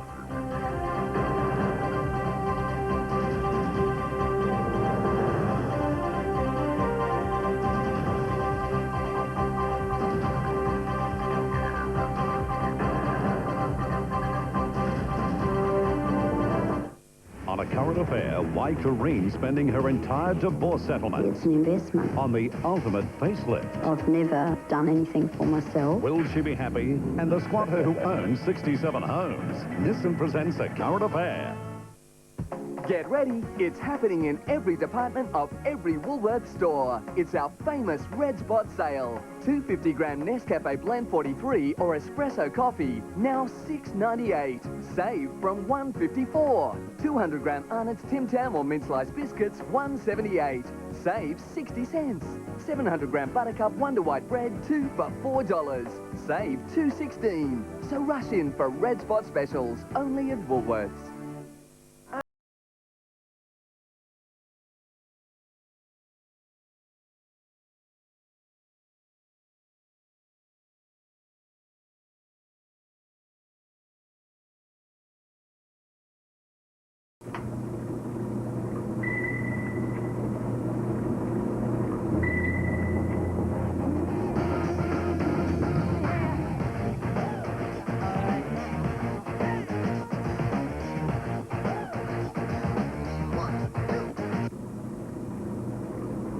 Captivated by documentaries? Experience Discovery Channel, just one of the award-winning documentary channels on Foxtel. Call 131-999 to get it on for $14 a week. When we open up our doors every day at Big W, we'll help you save in every way. At Big W, we're always looking for ways to help you save. So whenever we can, we roll back our prices to create a new everyday low price. So whenever you see this little guy in store, you know you'll save even more. That's our promise to you from Big W. Every day. Nice spot. And with digital TV, you can have DVD quality pictures like this in widescreen. I love the look of it too, but you can also hear the difference with digital's great sound. You not only get terrific pictures and sound, the reception is crystal clear. No hand in your pocket each month. It's available right now and it's free. With just a set-top box and your current TV. Digital television. It's free to view now.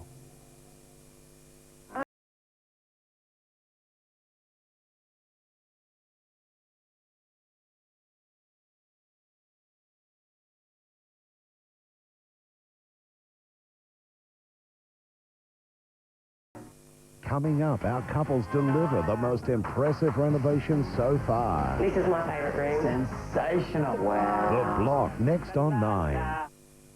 National 9 Weather Report, brought to you by all new VO5 shampoos and conditioners with our best ever formulas. Good evening, folks. Well, if you thought last night was cold, it was indeed. And in fact, for Adelaide, reached the coldest it's been this winter so far, 3.4 overnight. Luckily, the sun was out today, 16.5 this afternoon, warmed us up. Currently, it's around 10.8, and the bar is steady. Have a look at the sunlight photo first of all. Tomorrow, generally sunny conditions ahead of a change. It will begin in the west and move down through the southern coasts, bringing through isolated shower activity, and then a series of fronts throughout the week will bring us showers right through to the weekend. Have a look at the analysis next. The high still ridging in, giving us the northerlies. They will keep us warm during the day tomorrow, but there's that frontal system that'll move in from the west during the morning, reaching down to the southern coasts by afternoon or evening, and then the west-southwesterlies in behind, dropping the temperature drastically. Further afield, if you're heading out, Perth, Brisbane and Canberra expecting showers, maximum ranging from 13 in Canberra and Hobart up to 32 degrees in Broome and Darwin. And in our state today, maximum ranging from 11 degrees at Mount Crawford up to 23 at Marla. So, for the forecast, early morning frost and fog, mild and sunny, the northerlies ahead of the west-southwesterly change, and then the isolated showers by the evening. There is a sheep grazier's advice for Tuesday, right through to Thursday. Frost risks are high for the Riverland and Murray Bridge, moderate for Coonawarra and Padthaway, and slight for the rest. Around the country centres, down to 2 overnight for Broken Hill, 19 the top there, 0 for Murray Bridge and 19 the top there. Elsewhere in the state, you're looking at -2 for Renmark, 18 the top, and Victor Harbour, 1 overnight with 18 the maximum there. On the waters, northeasterly winds at 8 to 13 knots, then they'll shift northwesterly by afternoon to up to 18 knots, seas at 1 metre. And for the metropolitan area, look, it's fine and sunny for most of the day before that change comes in, looking for a lovely 18 degrees for both Adelaide and Elizabeth, down to 17 for Mount Barker, Noarlunga looking for 18 degrees now over the next few days. Once the shower activity sets in, it'll go right through until Thursday. In fact, some master blaster winds on Wednesday, and in the longer term, windy with showers. Here's George and Kim. Thank you, Dave, and that is National 9 News for this Sunday. Don't forget, of course, Kevin and Rob are back tomorrow night at 6. And don't forget, Gary Ayres will join James to discuss the fallout from today's match against Fremantle. Good night, everyone. Good night, everyone.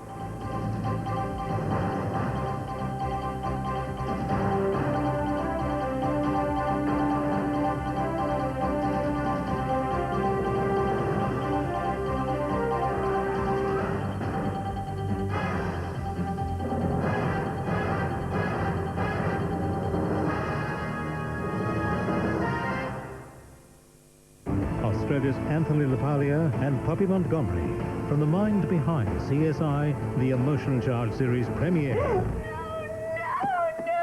Without a Trace, 9:30 Wednesday on 9. Tonight on 9 Sunday, will the dust ever settle on the block? After 60 minutes, Tommy Lee Jones and Ashley Judd star in your blockbuster movie thriller, Double Jeopardy.